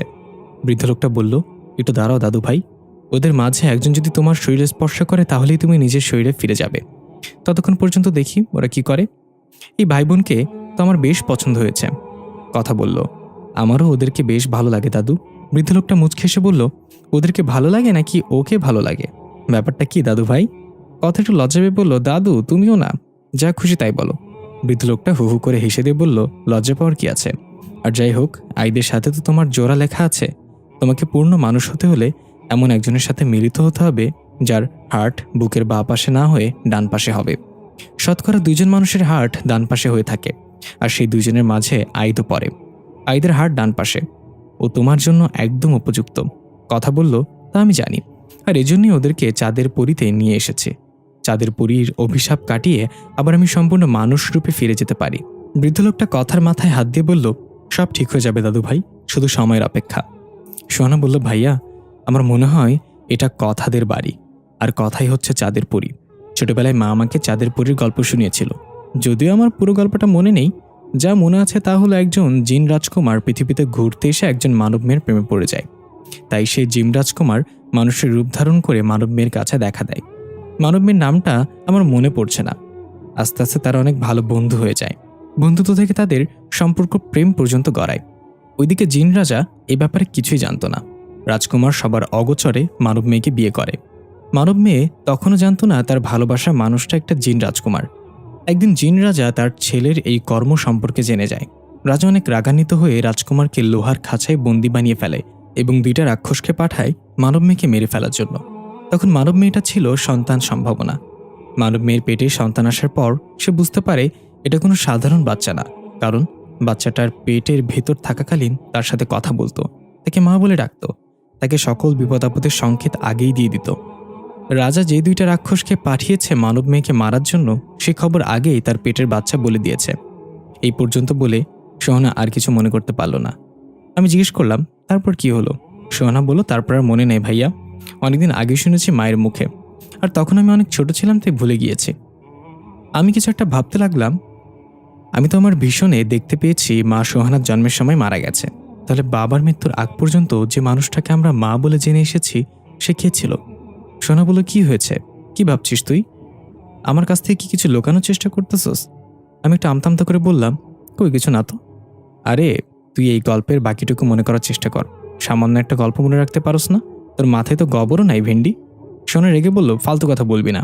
তুই যে আমার ভাই এটা মনে রেখেছি এই বেশি। মনে আছে ছোটবেলায় সেই কথাটা? আমি বললাম, সেই কথা আমার সারা জীবন মনে থাকবে। তুই কিল দিয়ে আমার পিঠ বাঁকা করে ফেলেছিলি। এখন আমার মেরুদণ্ড বাঁকা হয়ে যায় সেদিনের কথা মনে পড়লে। সোহানা হাসতে হাসতে বলল, আমার কি দোষ? একসাথে ঘুমিয়েছিলাম, আমি স্বপ্নে দেখি তুই আমারে গুলি করতে মারতে চাইতেছস। আমি কিছু না ভেবেই তোরা একটা লাথি বসিয়ে দেই। সত্যি সেটা লেগে যাবে কে জানতো? আমি বললাম, খুব মহৎ কর্ম সম্পাদন করিয়েছেন আপনি। এখন আমাকে আমার কাজ করতে দিন, চেক করে দেখি মেয়েটা জীবিত নাকি মৃত। এই বলে আমি কথার গালে হালকা স্পর্শ করতেই কথার শরীর নড়ে উঠল। আমি একটু ভয় পেয়ে পিছিয়ে গেলাম। হঠাৎ কথা চোখ মেলে তাকিয়ে উঠে বসে পড়ল এক ঝটকায়। আমি নিজের হাতের দিকে তাকিয়ে বললাম, আমার হাতে এত শক্তি, মৃত মানুষ জীবিত করে ফেললাম। কথা কফিন থেকে উঠে এসে আমার সামনে দাঁড়িয়ে বলল, আমি মৃত না, গাধা। সোহানা বলল, তুমি কিভাবে জানলে আমার ভাই একটা গাধা? ভাইরাল হয়ে গেল নাকি? আমি সোহানার দিকে চোখ বড় করে তাকিয়ে বললাম, আমি গাধা? সোহানা বলল, তুই নিজেই যেহেতু বললি তাই আমি মেনেও নিলাম, যা। আমি বললাম, চুপ থাক ভেন্ডি। তাকে দেখলাম কথা মিটমিট হাসছে আমাদের ঝগড়া দেখে। আমি বললাম, এই আপনি হাসছেন কেন? আর আপনি এখানে কেন? সেদিন আমাদের দুজনকে কি খাইয়ে বেহুশ করে তারপর উধা হয়ে গিয়েছিলেন? কে আপনি, সত্যি করে বলেন তো? কথা বলল, আমি তোমাকে সত্য দেখানোর জন্যই এই খাবার খাইয়েছিলাম। আশা করি অনেক কিছু জানতে পেরেছ। আমি সোহানার দিকে তাকিয়ে দেখলাম ও জিজ্ঞাসাসুলভ দৃষ্টিতে আমার দিকে তাকিয়ে আছে। আমি আমতা আমতা করে বললাম, না, তেমন কিছু জানতে পারিনি। আপনি কি সেটা আগে বলেন। এটুকু বুঝেছি আপনি আমাদের মতো সাধারণ কোনো মানুষ না। কথা হেঁটে গিয়ে জুজুকে কোলে নিয়ে আদর করতে করতে বলল, আমি চাঁদের পরি, এই বাড়িতেই আমি থাকি, তবে সবসময় না। আমি বললাম, তার মানে আপনি আমাদেরকে এই বাড়িতে নিয়ে এসেছেন, তাই না? প্রথম যেদিন আপনার সাথে ধাক্কা লাগলো ভুলবশত, সেই দিনই আমি এই বাড়িটা দেখতে পেয়েছিলাম। আপনি তাহলে আমাকে এই বাড়িটা দেখিয়েছিলেন। কথা কোনো উত্তর না দিয়ে সিঁড়ি বেয়ে নিচে নামতে লাগলো জুজুকে নিয়ে। আমি বললাম, সোহানা চল, আমরাও নিচে নামি ওর সাথে, দেখিও কোথায় যাই। সোহানা বলল, আর কত নিচে নামবি? তোরে আমি চাই উপরে ওঠাতে, তুই শুধু নিচেই নামতে চাস। আমি রেগে বললাম, ভেন্ডির ঘরে ভেন্ডি, সিঁড়ি বেয়ে নিচে নামার কথা বলছি। মেয়েটা জুজুকে নিয়ে চলে যাচ্ছে তো। সোনা বলল, আগে বলবি তো, তাড়াতাড়ি চল। আর মেয়েটা কোথায় বা যাবে? ঘরে তো কোনো দরজাই নাই। এই বলে আমরাও তাড়াতাড়ি সিঁড়ি বেয়ে নিচে নেমে অবাক হয়ে গেলাম। দুজন দুজনের দিকে হা করে তাকিয়ে আছি, কারণ আমরা যেদিক দিয়ে প্রবেশ করেছিলাম বাসায়, সেখানে এখন দরজা আছে। কথা সে দরজা খুলে হেঁটে বের হয়ে যাচ্ছে।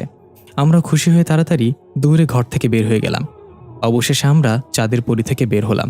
কথা বলল, আবার ফিরে আসতে হবে এখানে। এখন বের হয়ে গেলাম, কারণ রাতে এই বাসা একটা শ্মশানে পরিণত হয়। রাতের বেলা এখানে থাকা মানে মৃত্যু। তাই রাত হওয়ার আগেই তোমাদের বের করে আনলাম। আবার কাল সকালে আসতে হবে। এদিকে দেখা যাচ্ছে বাড়ির ভেতর থেকে কালো ছায়াটা রাগে গড়গড় করতে করতে জানালা দিয়ে তাকিয়ে আছে ওদের চলে যাওয়ার দিকে। কথা একবার পেছনে তাকিয়ে হালকা মুচকে হাসি দিল। এতে করে কালো ছায়াটা রাগে চিৎকার করে উঠল। আমি বললাম, এবারে রহস্য আসলে কি? কথা বলল, সে অনেক লম্বা কাহিনী, পরে কখনো বলা যাবে। আমার ব্যাপারে তোমাদের সন্দেহ দূর করে দিচ্ছে। আমি হলাম অর্ধেক মানুষ আর অর্ধেক পরী। আমার মা ছিল একজন মানুষ আর বাবা ছিল জিন, তাই আমার জন্ম এভাবেই হয়েছে। সোহানা বলল, ভাইয়া, এটা তো আমাদের মায়ের বলা সেই গল্পের মতো তাহলে। কথা একটু অবাক হয়ে বলল, তোমাদের মা তো তোমার জন্মের। আমি কথাকে থামিয়ে দিয়ে বললাম, সেসব কথা বাদ দেন। এখন বলেন আপনি আমাদের কাছে কি চান, কেন পরিকল্পনা করে এই বাড়িতে নিয়ে এসেছেন? কথা বলল, সেটা সময় হলেই জানতে পারবে। এখন মনে হচ্ছে তোমরা ক্ষুধার্ত, চলো কিছু খাওয়া যাক। সোনা বলল, হ্যাঁ। তারপর আমরা আবার তোমার খাবার খেয়ে বেহুশ হয়ে পড়ে যাই। কথা হাসতে হাসতে বলল, আরে না, সেটা অন্য একটা কারণ ছিল, আইজ জানে কারণটা। আর তেমন কিছুই হবে না। আমি বললাম, বেহুশ হই আর যাই হই, আমার এখন খেতে হবে। ক্ষুধায় পেটের ভেতর লিভার কলিজা সবাই যুদ্ধ করতেছে। আমরা হাঁটতে হাঁটতে গিয়ে একটা পার্কে বসলাম। কথা বলল, তোমরা এখানে বসো, আমি খাবার নিয়ে আসছি তোমাদের জন্য। এই বলে কথা জুজুকে চুমু খেয়ে সোহানার কোলে দিয়ে চলে গেল। আমি বিড়বিড় করে বললাম, কেন যে বিড়াল হয়ে জন্ম নিলাম না? সোহানা শুনে বলল, থাক ভাই, দুঃখ করিস না, গাধাও কিন্তু একটা উপকারী প্রাণী। আমি বললাম, ফালতু কথা বললে তোর কান ছিঁড়ে ফেলবো আমি। সোহানা উল্টে আমার কানে ডলা দিয়ে বলল, আমি হুমকিতে বিশ্বাস করি না, প্র্যাকটিক্যাল করতে বিশ্বাসী। আমি করে বললাম, কান ছেড়ে দে, আর হুমকি দিব না তোরে, সরি সরি। সোহানা কান ছেড়ে দিয়ে বলল, আচ্ছা ভাইয়া, এই কথাকে আমার বেশি সুবিধার মনে হচ্ছে না, কোনো একটা ঘাপলা আছে, ওর প্রতিটা কথায় কেমন যেন রহস্য লুকিয়ে আছে। আমি কান ডলতে ডলতে বললাম, কেন, দেখছোস মেয়েটা কত সুন্দরী, পাটের আঁশের মতো চুল মেয়েটার, গোলাপের পাপড়ির মতো ঠোঁট, আপেলের মতো গাল, স্টেডিয়ামের মতো কপাল, আর সাপের গর্তের মতো নাক। এত সুন্দরী মেয়েকে তোর সন্দেহ করা উচিত না বইন। সোনা রেগে বলল, আরে গাধা, আমি ওর আচার আচরণের কথা বলছি। এর মাঝে এই কথা ব্যাগ ভর্তি খাবার নিয়ে চলে আসলো। এসে বলল, দুই ভাই বোন মিলে কি ফুসফুস করছো, আমাকে একটু শোনাও। আমি বললাম, তেমন কিছু না, আমার বোন আপনাকে। সোনা আমার মুখ চেপে ধরে বলল, আসলে আমি আপনাকে নিয়ে অনেক প্রশংসা করছিলাম, কিন্তু আমার ভাই সেটা মানতে চাচ্ছিল না। কথা বলল, সেটা নতুন কি, ছেলে মানুষ সহজে কিছু মানতে চায় না। চল এখন খাওয়া শুরু করা যাক। আমরা দেখলাম কয়েক রকম ভিন্ন ভিন্ন খাবার, সেগুলো থেকে এখনও ধোঁয়া বের হচ্ছে, ঘ্রাণে মাতাল হাওয়ার মতো অবস্থা। কথা বলল, এগুলো আমাদের রাজ্যের সবচেয়ে প্রিয় খাবার। আমরা স্পেশাল অতিথিদের জন্য এগুলো রান্না করি, একবার খেলে সারা জীবন মনে থাকবে। আমি বললাম, তার মানে আমরা স্পেশাল? শুনেই গলে গেল। সোহানার পক্ষ থেকে আপনাকে একটা কিস। সোহানা ভ্রুকুচকে বলল, ফালতু কথা না বলে খাওয়া শুরু কর। আমি বললাম, 1 মিনিট, খাওয়ার আগে আমার একটা ইম্পর্টেন্ট প্রশ্ন আছে, সেটা না জানতে পারলে আমার পেটে খাবার যাবে না। কথা বলল, কি প্রশ্ন শুনি? আমি বললাম, আপনি বলেছেন আপনি অর্ধেক মানুষ অর্ধেক পরী, তাহলে আমি জানতে চাই আপনার কোন অংশ মানুষ আর কোন অংশ পরী? সোহানা বলল, এটা তোর ইম্পর্টেন্ট প্রশ্ন? আমি বললাম, হ্যাঁ। কথা এবার একটু রেগে বলল, খাবার ঠান্ডা হয়ে যাচ্ছে, তাড়াতাড়ি খেয়ে নাও। আমি আর সোহানা খাবার হাতে নিয়ে মুখে দিব তার আগেই পেছন থেকে কেউ যেন ডাক দিল, আইদ, খাবার খেও না। সাথে সাথে চমকে গিয়ে পেছনে তাকিয়ে দেখলাম কথা দাঁড়িয়ে আছে। কথা আমাদের পেছনে থাকলে সামনে কে? মুহূর্তের সামনে তাকিয়ে দেখি সেখানে কেউ নেই, আর না কোনো খাবার আছে। সম্পূর্ণ সবকিছু গায়েব হয়ে গেল নিমিষেই। কথা বলল, তোমরা বর্ষা, আমি দেখে আসি ও কে ছিল আর কি উদ্দেশ্যে এখানে এসেছিল আমার রূপ ধারণ করে। এই বলে কথা বাতাসের গতিতে ছুটে চলে গেল। আমরা দুজন এখনো হা করে তাকিয়ে আছি। সোহানা বলল, ভাইয়া, এটা কি হলো? আমি বললাম, ভেন্ডি, একই প্রশ্ন আমার, এটা কি হলো? সোহানা আমার চুল টান দিয়ে ধরে বলল, আজকেই তোকে লাস্ট ওয়ার্নিং দিতেছি, গাধার বাচ্চা, আরেকবার যদি আমার এই ভেন্ডি কস তাহলে তোর একদিন কি আর আমার একদিন। আমি বললাম, চুল ছাড়, ব্যথা লাগছে তো। আচ্ছা, আর বলবো না, চুল ছাড় বলছি। সোহানা চুল ছেড়ে মাথায় হাত বুলিয়ে চুলগুলো ঠিক করে দিয়ে বলল, আচ্ছা ভাইয়া, আমি যদি মারা যাই তাহলে তুই কি কষ্ট পাবি? আমি এক মুহূর্তের জন্য থমকে গেলাম। ধমক দিয়ে বললাম, এসব কি কথা? তুই মরে গেলে আমি ভেন্ডি বলে কাকে খেপাবো? এমন কথার মুখেও আনবি না। সোহানা বলল, আইদা, তুই ভালো হবি না তাই না? আচ্ছা শোন, আমি যদি মারা যাই তাহলে তুই একটুও কাঁদবি না। আমি তোর হাসি মুখটা দেখে মরতে চাই। তোর মুখের হাসিটাই মানাই, বুঝছস? আমি বললাম, এসব কথা বলার মানে কি? চুপ কর তুই। আরও কত স্বপ্ন বাকি আমাদের। একটা ঢেঁড়সের মতো ছেলে খুঁজে তোকে বিয়ে দিয়ে দেবো। তোর বিয়েতে আমি লুঙ্গি ডান্স করব। তোর কিউট কিউট 2টা ননদ থাকবে, তারা 2জন আমাকে পাওয়ার জন্য ঝগড়া করবে। আরও কত স্বপ্ন। আর তুই কিনা এখনই মরে যাবি? আমার স্বপ্ন পূরণ হওয়ার আগে মরার কথা বললে তোর হাড্ডি গুড্ডি ভেঙে দিব একদম। সোহানা কিছু বলল না। কিছুক্ষণ পর শুধু একটু মুচকি এসে বলল, আমি তোর জন্য ওপারে অপেক্ষা করব ভাইয়া। তখনই পেছন থেকে কথা এসে আমাদের সামনে বসলো। সোহানা আর আমি হা করে তাকিয়ে আছি। এটা কি হয়ে গেল? আমাদের চোখে প্রশ্ন দেখে কথা বলল, আগেই বলেছি সবকিছুকে সত্য বলে মেনে নিও না। ওই খাবারগুলো যদি খেতে তাহলে সাথে সাথে তোমরা মারা যেতে। আমি সময় মতো না আসলে এতক্ষণে পরপারে চলে যেতে। আমি বললাম, আপনি যদি কথা হন তাহলে সে কে ছিল, আর কেনই বা আমাদের মারতে চায়? আমাদের অপরাধ কি? কথা বলল, অপরাধীরা মরে না, তারা তো বুক ফুলিয়ে পৃথিবীর মাটিতে ঘুরে বেড়াচ্ছে। মরে শুধু সাধারণ আর নির্দোষ মানুষগুলো। এজন্যই কোনো এক মহামানব বলে গিয়েছিল, এমন একটা সময় আসবে যখন যে মারবে সে জানবে না কেন সে তাকে মারল, আর যে মারা যাবে সে জানবে না কেন সে মারা গেল। আমি যেহেতু অর্ধেক মানুষ আর অর্ধেক পড়ি, তাই আমাকে পরবর্তী চন্দ্রগ্রহণের রাতে যে কোনো একটা বেছে নিতে হবে।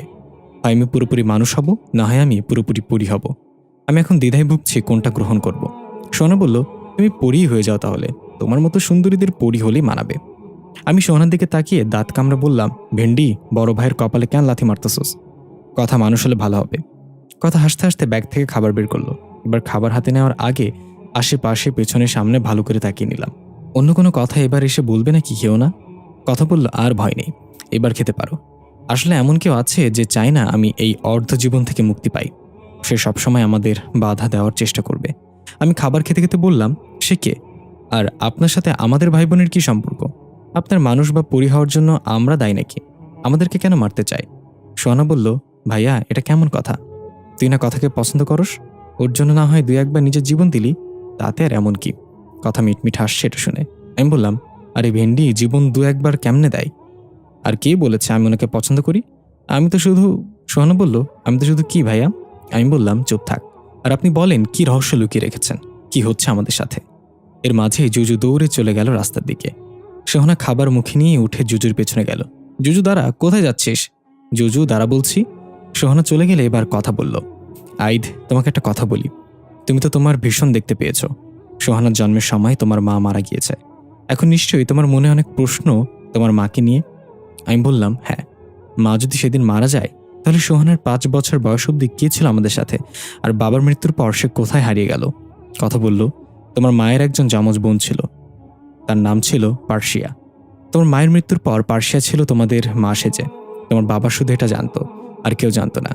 তাই তোমার বাবার মৃত্যুর পর সে চলে যায় এবং তোমার কাকার অপবাদ দেয় সে অন্য কারোর সঙ্গে চলে গিয়েছে। আমি অবাক হয়ে বললাম, যদি তাই হয় তাহলে সে চলে কেন গেল?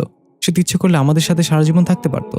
কথা বলল, না, সেটা তার জন্য সম্ভব ছিল না, কারণ তার চুক্তি ছিল তোমার বাবার মৃত্যু পর্যন্ত থাকা। তবু সে তোমাদের সাথে থাকতে চেয়েছিল চুক্তি ভঙ্গ করে, আর সেটা তার জন্য কাল হয়ে দাঁড়ায়। পার্সিয়ারও একটা সংসার ছিল, তবে তার কোনো সন্তান ছিল না। সে তোমাদের 2 ভাই বোনকে নিজের সন্তানের মতো লালন পালন করেছিল। চুক্তি ভঙ্গ করে তোমাদের সাথে থাকার ব্যাপারে যখন তার স্বামী জানতে পারে, তখন তার উপর অনেক অত্যাচার করা হয়, অনেক মারধর করা হয়। তুমি নিশ্চয়ই শুনেছ ওই চাঁদের পরী বাড়িতে কোনো মহিলার আত্মচিৎকার, সেটা তোমার সেই পার্সিয়া আন্টির চিৎকারই ছিল। ওই বাড়িই ছিল তোমার পার্সিয়া আন্টির বাড়ি। তাকে এই বাড়িতে অত্যাচার করে নৃশংসভাবে হত্যা করা হয়। আমি অবাক হয়ে চোখ বড় করে বললাম, তার মানে তুমি? কথা বলল, হ্যাঁ, আমি তোমার পার্সিয়া আন্টির মেয়ে, আর আমার বাবাই ছিল সেই জিন রাজকুমার যার গল্প সোহানাকে ছোটবেলায় শোনানো হতো। আমি বললাম, তার মানে জিন রাজকুমার যেই মানব মেয়ের প্রেমে পড়েছিল সে ছিল পার্সিয়া আন্টি? তাহলে সেই জিন রাজকুমার পার্সিয়া আন্টিকে মারলো কেন? আর কিসের চুক্তি হয়েছিল সেদিন? কথা কিছু বলতেই যাবে তখন রাস্তার ওপাশ থেকে সোহানা ডাক দিল, ভাইয়া, জুজুকে পেয়েছি। ও একটি ইঁদুরের পেছনে ছুটে এদিকে চলে এসেছিল। এই বলে সোহানা জুজুকে কোলে নিয়ে রাস্তার ওপাশ থেকে আসছিল। আমি কথার দিকে তাকিয়ে বললাম, সোহানাকে এসব বিষয়ে কিছু বলো না, সোহানা এখন এসব নিতে পারবে না। তখন এক বিকট শব্দ হলো। আমি চমকে গিয়ে রাস্তার দিকে তাকিয়ে দেখলাম সোহানা হাওয়ায় উঠছে। একটা দ্রুতগামী বাস সোহানাকে ধাক্কা দিয়ে চলে যাচ্ছে। আমি চিৎকার করে উঠে দৌড় দিলাম, সোহানা! সোহানা উড়ে গিয়ে ল্যাম্পপোস্টের খাম্বার সাথে বাড়ি খেয়ে নিচে পড়ে গেল। আমি আমার পুরো শক্তি দিয়ে দৌড়ে সোহানার কাছে গিয়ে দেখলাম ওর রক্তাক্ত শরীরটা কাঁপছে। কান্না করতে করতে সোহানার মাথা কোলে নিয়ে বললাম, কিছু হবে না তোর, সোহানা চোখ খোল, কিছু হয়নি। কথা অ্যাম্বুলেন্সে খবর দাও, ওকে হাসপাতালে নিয়ে যেতে হবে। কথা মুহূর্তে একটা অ্যাম্বুলেন্স খবর দিয়ে নিয়ে এলো। তাড়াতাড়ি করে সোহানাকে হাসপাতালে নিয়ে গেলাম। নিজেকে আর কন্ট্রোল রাখতে পারছি না। সোহানার চোখ খুলছে না কেন? ইমার্জেন্সিতে নিয়ে সোহানার চিকিৎসা করতে লাগলো ডাক্তার। আমি আর কথা বাইরে বসে আছি। আমার চোখ থেকে অঝরে পানি পড়ছে। কথা আমার কাঁধে হাত রেখে বলল, সোহানা সুস্থ হয়ে যাবে, নিজেকে শান্ত রাখো। আমি বললাম, কিভাবে শান্ত রাখবো নিজেকে? ওর কিছু হয়ে গেলে আমি বাঁচব না। কথা, এই পৃথিবীতে ও ছাড়া আমার কেউ নেই, ওর ও আমি ছাড়া কেউ নেই। আমি আমার বোনকে হারাতে পারবো না। কিছুক্ষণ পর ডাক্তার বের হয়ে আসলে ইমার্জেন্সি থেকে। আমি দৌড়ে গিয়ে ডাক্তারকে জিজ্ঞাসা করলাম, স্যার, কি হয়েছে? আমার বোন ভালো হয়ে যাবে তো? ডাক্তার মন খারাপ করে আমার কাঁধে হাত রেখে বলল, অ্যাক্সিডেন্টে ওর মাথায় প্রচণ্ডভাবে আঘাত পেয়েছে, ব্রেনের এক পাশ সম্পূর্ণ ড্যামেজ হয়ে গিয়েছে। আই এম সরি সান, ওর হাতে আর কিছুক্ষণ সময় আছে। তোমাকে দেখতে চেয়েছে, যাও শেষবারের মতো ওর সাথে দেখা করে নাও। এই বলে ডাক্তার চলে গেল। আমি ঠায় দাঁড়িয়ে রইলাম। ডাক্তার এটা কি বলে গেল? আমার বোন বাঁচবে না মানে? না, আমি এটা বিশ্বাস করি না। আমার পুরো শরীর অবশ হয়ে আসছে, আমি পুরো শক্তিহীন হয়ে যাচ্ছি। ফ্লোরে পড়ে যেতে লাগলে কথা এসে আমাকে ধরে শান্ত করে বলল, আমরা মরণশীল, জন্ম নিলে মরতেই হবে। নিজেকে শক্ত করো, যাও সোহানার সাথে দেখা করো, ও শেষবারের মতো তোমাকে দেখতে চাই। আমি উঠে ধীরে ধীরে ভাঙা ভাঙা পায়ে এগিয়ে গেলাম ইমার্জেন্সির দিকে। দরজা খুলে ভেতরে ঢুকে দেখলাম আমার বোনটাকে অক্সিজেন মাস্ক পরিয়ে রাখা হয়েছে। পাশেই সিটি স্ক্যান মেশিনে সোহানার শেষ নিঃশ্বাসগুলো গণনা করা হচ্ছে। মাথার ব্যান্ডেজ থেকে চুইয়ে চুইয়ে রক্ত বের হচ্ছে। আমি নিজেকে শান্ত রাখতে চাইলেও চোখ শান্ত থাকছে না। চোখে পানি নিয়ে সোহানার পাশে বসের হাত ধরে কাঁপা কাঁপা গলায় ডাক দিলাম, সোহানা। সোহানা ধীরে ধীরে চোখ খুলে নিজের হাতে অক্সিজেন মাস্কটা সরিয়ে বলল, ভাইয়া, তোর মনে হয় আমার বিয়েতে লুঙ্গি ডান্স দেওয়া হলো না রে? আমি বললাম, কে বলেছে? সব হবে, দেখিস, তোর কিচ্ছু হবে না। ডাক্তার বলেছে খুব তাড়াতাড়ি সুস্থ হয়ে যাবি। আমি তোকে এত তাড়াতাড়ি হারিয়ে যেতে দিব না, পাগলি। সোহানা মুচকে এসে বলল, ভাইয়া, আমি জানি আমি আর বাঁচব না, আমাকে মিথ্যা আশা দিস না। তুই আমাকে প্রমিস কর, পরের জন্মে আমার ভাই হয়ে আসবি। আমি চোখের পানি হালকা মুছে হেসে বললাম, প্রমিস করলাম। আমি পরের জন্মে কেন, আগামী 7 জন্ম হলেও তোর ভাই হয়ে আসবো। একটা কথা তোকে কখনো মুখ ফুটে বলিনি আমি, জানোস, আমি তোকে অনেক ভালোবাসি। তুই চলে গেলে এই পৃথিবীতে আমি অনেক একা হয়ে যাবো রে। প্লিজ যাস না। আমি তোকে আর কখনো ভেন্ডি বলে খেপাবো না, আর কখনো তোর সাথে রাগ করবো না। তুই যা বলবি আমি তাই শুনবো, তবুও থেকে যা আমার সাথে। সোহানা চোখের পানি ছেড়ে দিয়ে বলল, এক আকাশ পরিমাণ স্বপ্ন ছিল তোর সাথে সারা জীবন থেকে যাওয়ার। আমাদের স্বপ্নগুলো অধরাই থেকে গেল ভাইয়া, অনেক জ্বালিয়েছি তোকে, পারলে মাফ করে দিস এই বোনটাকে। আর কখনো হয়তো বলবো না আইদ্যা আমাকে ভেন্ডি বলবি না। আমি হাওমাও করে কেঁদে উঠলাম। সোহান আমার চোখের পানি মুছে দিয়ে বলল, বলেছিলাম না আমি চলে গেলে একটুও কাঁদবি না? আমার ভাইটার মুখে হাসিটাই মানায়। দরজায় দাঁড়িয়ে থাকা কথাকে ডাক দিয়ে সোহানা বলল, কথা, আমার এই পাগল ভাইটাকে দেখে রেখো। ভাই, আজকে আমার মাকে খুব মনে পড়ছে, খুব দেখতে ইচ্ছে করছে মাকে। যদি কখনো মাকে খুঁজে পাস তাহলে বলিস আমি তাকে অনেক ঘৃণা করি। তখনই সিটি স্ক্যান মেশিনে টুট টুট শব্দ হতে লাগলো। আমি তাড়াহুড়া করে ডাক্তারকে ডাকতে লাগলাম। সোহানা নিঃশ্বাস বন্ধ হয়ে যাচ্ছে ধীরে ধীরে। সোহানা আমার হাত শক্ত করে চেপে ধরে আছে। আমি বললাম, কিচ্ছু হবে না তোর, ডাক্তার আসছে, খবরদার চোখ বন্ধ করবি না। সোহানা বলল, ভাইয়া শেষবারের মতো একবার ভেন্ডি বলে ডাকবি আমাকে? আমি বললাম, ফালতু কথা বলবি না, আমি আর কখনো তোকে ওই নামে ডাকবো না, তোর কিচ্ছু হবে না বোন।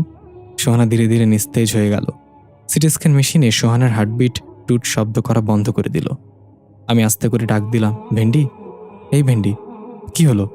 চোখ খোল, কথা বল আমার সাথে, ভেন্ডি। সোহানা আর কোনো কথা বলল না। ডাক্তার এসে নার্ভ চেক করে বলল, তোমার বোন আর নেই সান। আমি নিশ্চুপ হয়ে সোহানার গালে হাত দিয়ে বললাম, দেখ ডাক্তার কি বলছে, তুই নাকি আর নেই। একবার চোখ খুলে দেখিয়ে দিয়ে তারা মিথ্যা বলছে। কি রে, চোখ খুলবি না? আমি কিন্তু এখন রাগ করব। কথা সে বলল, আইদ, সোহানা সত্যি আমাদের ছেড়ে চলে গেছে, তুমি ওর পাশে কেঁদো না, ও কষ্ট পাবে তোমাকে কাঁদতে দেখলে। আমি কথার দিকে রাগান্বিত দৃষ্টিতে তাকিয়ে বললাম, ওর কিছু হয়নি, তোমরা মিথ্যা বলছো, আমার বোন ঘুমিয়ে আছে, আমার বোন ঘুমিয়ে আছে। এভাবে আমিও সোহানার পাশে শুয়ে চোখ বন্ধ করে ফেললাম। আমি জানি আমার বোনটা আর নেই। আমার চোখ ভর্তি হয়ে পানি আসছে, চিৎকার করে কাঁদতে ইচ্ছে করছে, আমার বুক ফেটে যাচ্ছে, আমি সইতে পারছি না। একসময় চোখ বন্ধ রেখেই চিৎকার করে কান্না করে দিলাম। সবাই আমাকে শান্ত করার চেষ্টা করছে। আমার বোনটা এখনও আমার হাত ছাড়েনি, শক্ত করে ধরে আছে। পৃথিবীতে আমার একমাত্র আপন মানুষটাকে হারিয়ে ফেললাম।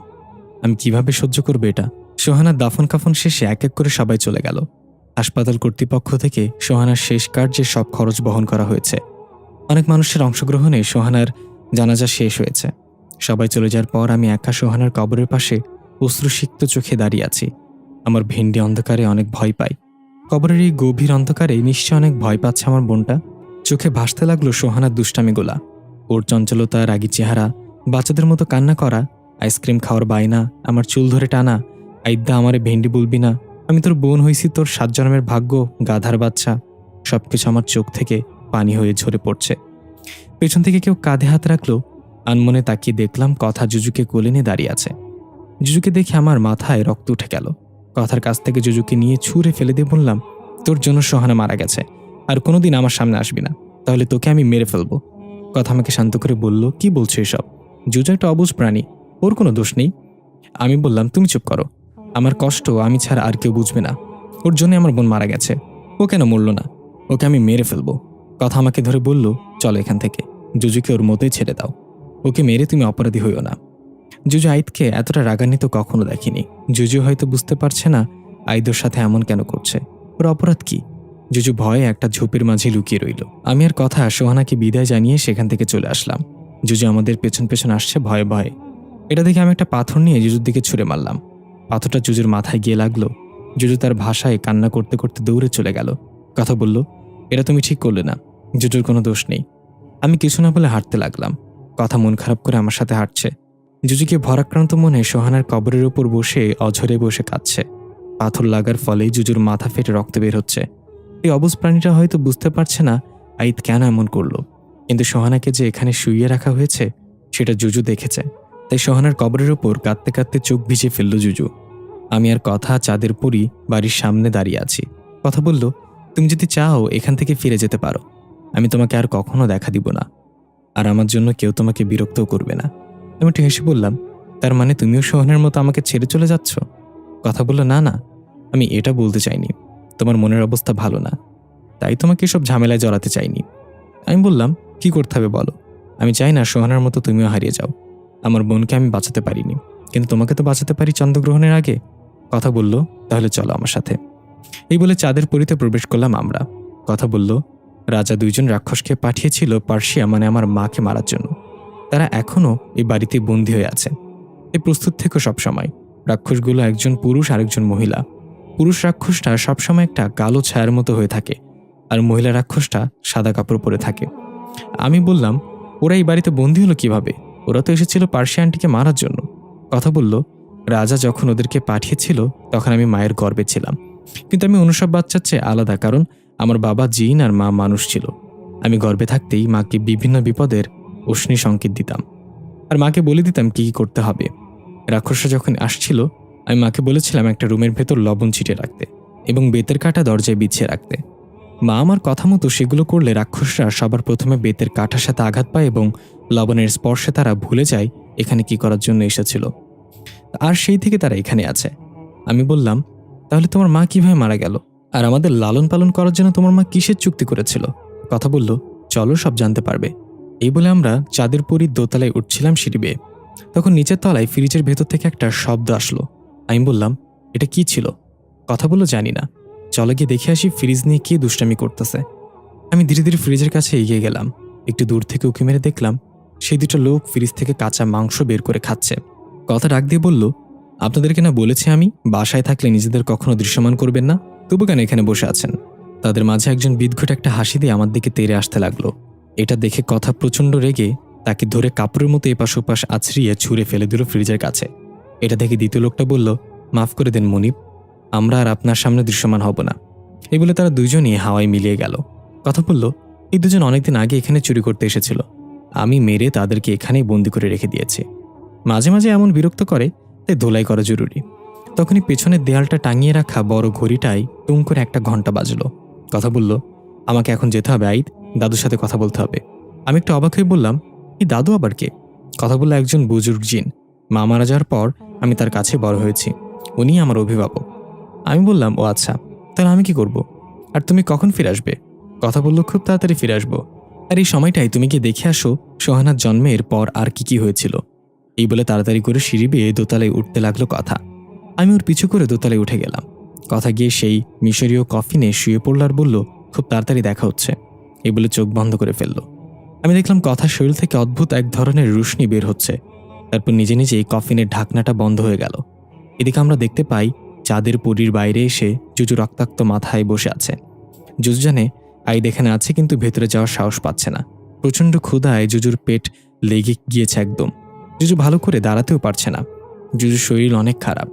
পাশ দিয়ে একটা লোক যাওয়ার সময় জুজুকে এই অবস্থায় দেখে কিছু খাবার দিয়ে যায় জুজুর সামনে। জুজু খাবারে মুখ লাগাতে গিয়েও থেমে গিয়ে কিছু একটা ভেবে খাবারের প্যাকেটটা মুখে নিয়ে চাঁদের পরীর ভেতরে প্রবেশ করলো। জুজু হয়তো ভাবছে আইদও কিছু খায়নি, আইদের হয়তো খিদে পেয়েছে। জুজু হাঁটতে পারছিল না, ভালোভাবে কেঁপে কেঁপে পড়ে যাচ্ছিল। কথা চলে যাওয়ার পর আমি মন খারাপ করে বসে আছি সেখানে। হঠাৎ পেছন থেকে কেউ বলল, তুইও মরে যা। আমি চমকে গিয়ে পেছনে তাকিয়ে দেখলাম একটা কালো ছায়া দাঁড়িয়ে আছে। এটা হয়তো সেই রাক্ষস এখানে বন্দি থাকা। আমি বললাম, আমিও মরে যাব মানে? ছায়াটা ভয়ঙ্কর একটা হাসি দিয়ে বলল, তোর একমাত্র বোন মারা গেল, তুই কিছুই করতে পারলি না। আসলে তোরা মানুষ অনেক দুর্বল। আমাদেরকে দেখ, 1000 বছর ধরে বেঁচে আছি, আমাদের কোনো মৃত্যু নেই। আমি একটু হেসে বললাম, 1000 বছর ধরে বেঁচে থেকে কি ছিঁড়েছিস? যে উদ্দেশ্যে তোকে এখানে পাঠানো হয়েছিল সেটাই তো ভুলে গেছিস। এটা শুনে ছায়াটা চিৎকার করে বলল, তুই সামান্য মানুষ হয়ে আমাকে অপমান করছিস? তোকেও তোর বোনের কাছে পাঠানোর ব্যবস্থা করছি। চাঁদের পরী তো নেই, তোকে কে বাঁচাবে এখন? এই বলে কালো ছায়াটা আস্তে আস্তে একটা অবয়বের রূপ নিল। ভয়ঙ্কর এক চেহারা নিয়ে আমার দিকে এগিয়ে আসতে লাগলো অদ্ভুত শব্দ করে। আমি কি করব না করব বুঝে ওঠার আগেই কোথা থেকে যেন জুজু লাফিয়ে এসে আমার সামনে দাঁড়ালো এবং রাগান্বিত হয়ে পিঠ উঁচু করে ম্যাও ম্যাও করে ডাকতে লাগলো। হয়তো জুজুর ভাষায়ও বলছে, খবরদার আইদের দিকে এক পাও এগুবি না। এটা দেখে কালো অবয়বটা ভয়ে সেখান থেকে অদৃশ্য হয়ে গেল। এ থেকে বোঝা গেল রাক্ষসটা বিড়াল ভয় পায়। আমি চুপ করে দাঁড়িয়ে আছি। খেয়াল করলাম জুজুর মাথা ফেটে সেখানে রক্ত শুকিয়ে গেছে। আমার মনে পড়লো পাথর মেরেছিলাম ওর দিকে। জুজু অনেক দুর্বল। আমার চোখ পানিতে টলমল করছে। জুজু মুখে করে নিয়ে আসা খাবারের প্যাকেটটা ভয়ে ভয়ে আমার সামনে এনে রাখলো। ও ভাবছে আমি আবার ওকে মারবো, কিন্তু আমি এবার আর সহ্য করতে পারলাম না। কান্না করে দিয়ে জুজুকে কোলে নিয়ে বললাম, আমাকে মাফ করে দে। আমার ভেন্ডির মৃত্যুতে আমি পাগল হয়ে গিয়েছিলাম। তোকে আঘাত করেছি আমি, আর তুই কিনা আহত শরীর নিয়েও আমার বিপদে ঝাঁপিয়ে পড়লি, আমার জন্য খাবার নিয়ে আসলি। আমাকে মাফ করে দে জুজু। জুজু খুশি হয়ে আমার গাল চাটতে লাগলো। বুঝলাম ওর মনে আমার জন্য একটু রাগ নেই। কত সহজেই ও সব ভুলে আমাকে মাফ করে দিল। আমরা মানুষরা কেন এটা পারি না? আমরা রাগ পুষে রেখে ভেতর থেকে ধ্বংস হয়ে যাই। আমরা সহজে কাউকে ক্ষমা করতে পারি না। আমি নিজের গেঞ্জি খুলে সেটা ভিজিয়ে জুজুর মাথায় রক্তগুলো পরিষ্কার করে দিয়ে সেখানে একটা কাপড় বেঁধে দিলাম। তারপর জুজুর সামনে খাবার দিলে সে সুখে আবার মুখ ফিরে নিল। আমি বুঝতে পারলাম, তাই খাবার থেকে কিছুটা আমি খেলাম। তারপর জুজুর সামনে দিলেও সে খেলো। খাওয়া শেষে বললাম, জুজু তুই এখানে অপেক্ষা কর, আমাকে আমার শৈশবে ফিরে যেতে হবে। কি হয়েছিল সেদিন সেটা দেখতে হবে। এই বলে কথার কফিনের কাছে গিয়ে সেটা হালকা ফাঁকা করতেই দেখি সেদিনের মতো রং বেরঙের কয়েকটা প্রজাপতি বেরিয়ে এলো। একটা প্রজাপতি এসে আমার হাতে বসতে আমি অন্য এক জগতে চলে গেলাম। ছোট্ট সোহানাকে কোলে নিয়ে বাবা গিয়ে মায়ের নিথর দেহটার পাশে বসে পড়ল। বাবা অনেক কান্না করছিল। যে নার্স এসেছিল সোহানাকে পৃথিবীতে আনতে, সে এসে বাবার কাঁধে হাত দিয়ে তাকে সান্ত্বনা দিচ্ছিল। আমি দূরে দাঁড়িয়ে এগুলো দেখে আর সহ্য করতে পারলাম না। ছোট্ট সোহানাকে দেখে আমার বুক ফেটে কান্না আসছিল। ছোট্ট আমি মায়ের মাথার কাছে বসে আছি। তখন আমি বুঝি না মৃত্যু কাকে বলে। বাবাকে কাঁদতে দেখে আমিও কাঁদছিলাম। তবে এটা তখন বুঝতাম না আমার মা আর কখনো ফিরে আসবে না। বাবা সেই নার্সকে বলল, আপা, আপনার কাছে একটাই অনুরোধ, এই মৃত্যুর কথা আপনি কাউকে জানাবেন না। কেউ যাতে না জানে আহিদের মা মারা গিয়েছে। নার্স একটু অবাক হয়ে বলল, কেন ভাইজান? মৃত্যুর খবর না জানালে ভাবিকে দাফন কাফন কিভাবে করবেন? বাবা বলল, সেটা আমি বুঝে নেব আপা, আপনার কাছে অনুরোধ, এটা কাউকে বলবেন না। নার্স বলল, ঠিক আছে ভাইজান, আমি কাউকে বলবো না। এখন তাহলে আমি যাই। এই বলে নার্স চলে গেল। বাবা সোহানাকে মায়ের মৃতদেহের পাশে শুইয়ে ছোট্ট আইদকে বলল, বোনের খেয়াল রেখো বাবা, আমি এই যাবই আসবো। বাবা তাড়াতাড়ি করে একটা রুমে ঢুকে দরজা বন্ধ করে দিল। আমি যেহেতু একটা আলোর নাই, তাই আমি খুব সহজে বাবাকে ফলো করে সেই রুমে গেলাম। দরজা ভেদ করে দেখলাম বাবা যেন কাকে টেলিফোন করছে। রিসিভ হলে ওপাশ থেকে একটা মেয়ে কণ্ঠ বলল, হ্যালো, কে? বাবা বলল, আমি। বাবার কণ্ঠ শুনে ওপাশ থেকে সে বলল, ও দুলা ভাই, কি হয়েছে আপনার? কণ্ঠ এমন লাগছে কেন? বাবা বলল, পার্সিয়া, একটা অঘটন ঘটে গিয়েছে। ওপাশ থেকে পার্সিয়া বলল, কি হয়েছে? আমাকে খুলে বলেন। বাবা বলল, তোমার বোন তো আর নেই, চাঁদের পরীকে জন্ম দিয়ে দুনিয়ার মায়া ত্যাগ করেছে। এটা শুনে ওপাশ থেকে পার্সিয়া কান্নাজড়িত কণ্ঠে বলল, আমি এখনই আসছি। বাবা টেলিফোন রেখে আবার তাড়াতাড়ি করে সেখানে গেল যেখানে মায়ের মৃতদেহ আছে। আমি সেখানে দাঁড়িয়ে রইলাম। চাঁদের পরী জন্ম নিয়েছে মানে? বাবা কার কথা বলল? চাঁদের পরী তো কথা। আমি কি ঠিক শুনেছি নাকি ভুল শুনেছি? এদিকে আমরা দেখতে পাই কথা সেই বৃদ্ধ লোকের সাথে ফুলবাগানে বসে আছে। তার একটা আয়নার মাঝে দেখছিল আইদ কি করছে। কথা বলল, দাদু, আইদ খুব শীঘ্রই সত্যটা জানতে পারবে। ও সত্যর খুব কাছে। বৃদ্ধ বলল, এই দিনটার জন্যই তো এত অপেক্ষা। কিন্তু আইদ সত্যটা জানার পর হয়তো অনেক ভেঙে পড়বে। কথা বলল, আমারও তো সেটাই ভয়। আইদ যখন জানতে পারবে সোহানা তার আপন বোন না, তখন কিভাবে সেটা সহ্য করবে? আমি তাড়াতাড়ি করে আবার মায়ের মৃতদেহের দিকে গেলাম। বাবা ছোট্ট সোহানাকে কোলে নিয়ে ওর শরীরে কিছু একটা খুঁজছে। বাবাকে অনেক চিন্তিত দেখাচ্ছে। আমি জানি আমার কথা কেউ শুনবে না, বা আমাকে কেউ দেখতেও পারছে না। তবু চিৎকার করে বললাম, বাবা, কি হয়েছে? সোহানাকে নিয়ে এমন করছো কেন? চাঁদের পরী তো সোহানা না, কি করছো তুমি? তখনই আমাদের ভেদ করে পেছন থেকে এক মহিলা এসে বলল, দুলাভাই, এসব কিভাবে হলো? বাবা সোহানাকে বিছানায় রেখে ওই মহিলার গলা চেপে ধরে দেয়ালের সাথে লাগিয়ে বলল, পার্সিয়া, তোকে বারবার জিজ্ঞাসা করেছিলাম এটা করলে আইদের মায়ের কোনো ক্ষতি হবে কিনা। তুই বলেছিলি কিছুই হবে না। তোর সাথে ওই তান্ত্রিকের বাচ্চাও বলেছিল কোনো ক্ষতি হবে না। তাহলে এখনো মারা গেল কিভাবে? মহিলাটা একদম আমার মায়ের মতো দেখতে। তার মানে এটাই সেই মায়ের যমজ বোন পার্সিয়া। কিন্তু সে কি এমন করেছে যে বাবা তার উপর রাগান্বিত? পার্সিয়া কোনো রকম বাবার হাত থেকে নিজেকে ছাড়িয়ে বলল, বিশ্বাস করেন দুলা ভাই, এমনটা হওয়ার কথা ছিল না। আমি নিজেও বুঝতে পারছি না এটা কিভাবে হলো। তান্ত্রিকও তো বলেছিল কিছু হবে না। পার্সিয়া কান্না করতে করতে আমার মায়ের মরদেহের পাশে বসে পড়ল আর বলতে লাগলো, আমাকে ক্ষমা করে দিস বোন, আমি বুঝতে পারিনি এমনটা হয়ে যাবে। ছোট্ট আমি বাবাকে রাগান্বিত দেখে ভয়ে রুমের এক কোণে বসে আছি। আমি বুঝতে পারছিলাম না পার্সিয়া আন্টি কেন কান্না করছে, বাবা কেন রাগান্বিত। পার্সিয়া আন্টি সোহানাকে কোলে নিয়ে জিজ্ঞাসা করলো, চিহ্নটা কি পেয়েছেন? বাবা শান্ত হয়ে বলল, না। কোথায় চিহ্ন? কোনো চিহ্ন নেই বাচ্চার শরীরে। এটা শুনে পার্সিয়া আন্টি অনেক চিন্তিত হয়ে গেল। তারপর নিজেই কিছু একটা খুঁজতে লাগলো সোহানার শরীরে উল্টো পাল্টে। আমি চিৎকার করে বললাম, সোহানা ব্যথা পাবে, ওর সাথে এমন করছেন কেন? কি খুঁজছেন ওর শরীরে? কিন্তু আমার কথা তো কারোর কান অবধি পৌঁছায় না। হঠাৎ পার্সিয়া আন্টির মুখ থেকে হাসি ফুটল। খুশি বলল, দুলাভাই, পেয়েছি সেটা। বাবা তাড়াতাড়ি এসে বলল, কোথায়?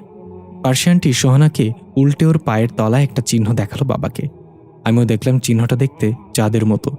আমি অবাক হয়ে বললাম, তার মানে কি সোহানা চাঁদের পরী? কিন্তু আমার ভুল ভেঙে গেল তখন যখন বাবা বলল, তাহলে তোমার বাচ্চা তুমি নিয়ে যাও এখন। তোমার জন্য আমি আমার স্ত্রীকে হারিয়েছি, আমি তো তোমাকে কখনো ক্ষমা করব না। পার্সিয়া আন্টি বলল, দুলা ভাই, আমি এখন থেকে এখানেই থাকবো। আমার বোনের মৃত্যু হয়েছে সেটা কেউ জানে না এখনো। আমি আমার বোনের জায়গা নিয়ে থাকবো। আইদ এখন অনেক ছোট, ওর এখন মা দরকার। আমি আজ থেকে আইদেরও মা, এই বাচ্চারও মা। বাবা বলল, থাকতে পারো, কিন্তু তোমাকে আমি কখনো স্ত্রীর মর্যাদা দিতে পারবো না। তোমার স্বামীকে তার জিন বাবা বন্দি করে রেখেছে তাদের রাজ্যে। সে যেদিন ছাড়া পেয়ে তোমার খোঁজে আসবে সেদিন কি জবাব দিব তাকে? পার্সিয়ানটি বলল, তার সাথে আমার চুক্তি হয়েছিল চাঁদের পরীকে যে কোনো মূল্যে পৃথিবীতে আনতে হবে। আমি বুঝে গিয়েছিলাম চাঁদের পরী যদি আমার পেটে থাকে তাহলে জিনরাজা একের পর এক রাক্ষস পাঠাবে চাঁদের পরীকে নিয়ে যেতে। তাই তো 4 মাসের সময় চাঁদের পরীকে আমার গর্ভ থেকে আমার বোনের গর্ভে দিয়ে দিই জাদুর মাধ্যমে। এটা আপনি আর আমি ছাড়া কেউ জানত না। বাবা বলল, রাজা হয়তো এতক্ষণে জেনে গেছে চাঁদের পরীর জন্ম হয়ে গিয়েছে। সে আসবে ওকে নিয়ে যেতে, তার আগে ওকে নিরাপদ স্থানে সরিয়ে দিতে হবে। পার্সি আন্টি বলল, আমি একজনকে খবর দিয়েছি, সে এসে চাঁদের পরীকে তার কাছে নিয়ে যাবে। সেখানেই সে সবচেয়ে নিরাপদ থাকবে। বাবা বলল, নিয়ে যাওয়ার আগে বাচ্চার নাম ঠিক করে দাও, বড় হলে যেন তোমার দেয়া নামেই তার পরিচয় হয়। পার্সি আন্টি বাচ্চাটার কানের কাছে গিয়ে ফিসফিস করে ওর নাম বলল, কথা কথা কথা। আমি আবার আশ্চর্যের চরম সীমায় পৌঁছে গেলাম। তার মানে এই বাচ্চাটা সোহানা না, এটা কথা। কিন্তু কিভাবে? আমার মাথায় কিছুই ঢুকছে না। তখন আমার মাথায় প্রচণ্ড যন্ত্রণা শুরু হলো। আমি মাথার চুলগুলো ধরে টান দিয়ে জোরে চিৎকার করলাম। আমি আমার হুঁশ ফিরে পেলাম। জুজু এসে আমার বুকের উপর উঠে ম্যাও করছে। আমি এখনও সবকিছু কেমন যেন ঝাপসা দেখছি। মাথাটা ভৌ ভৌ করে ঘুরছে।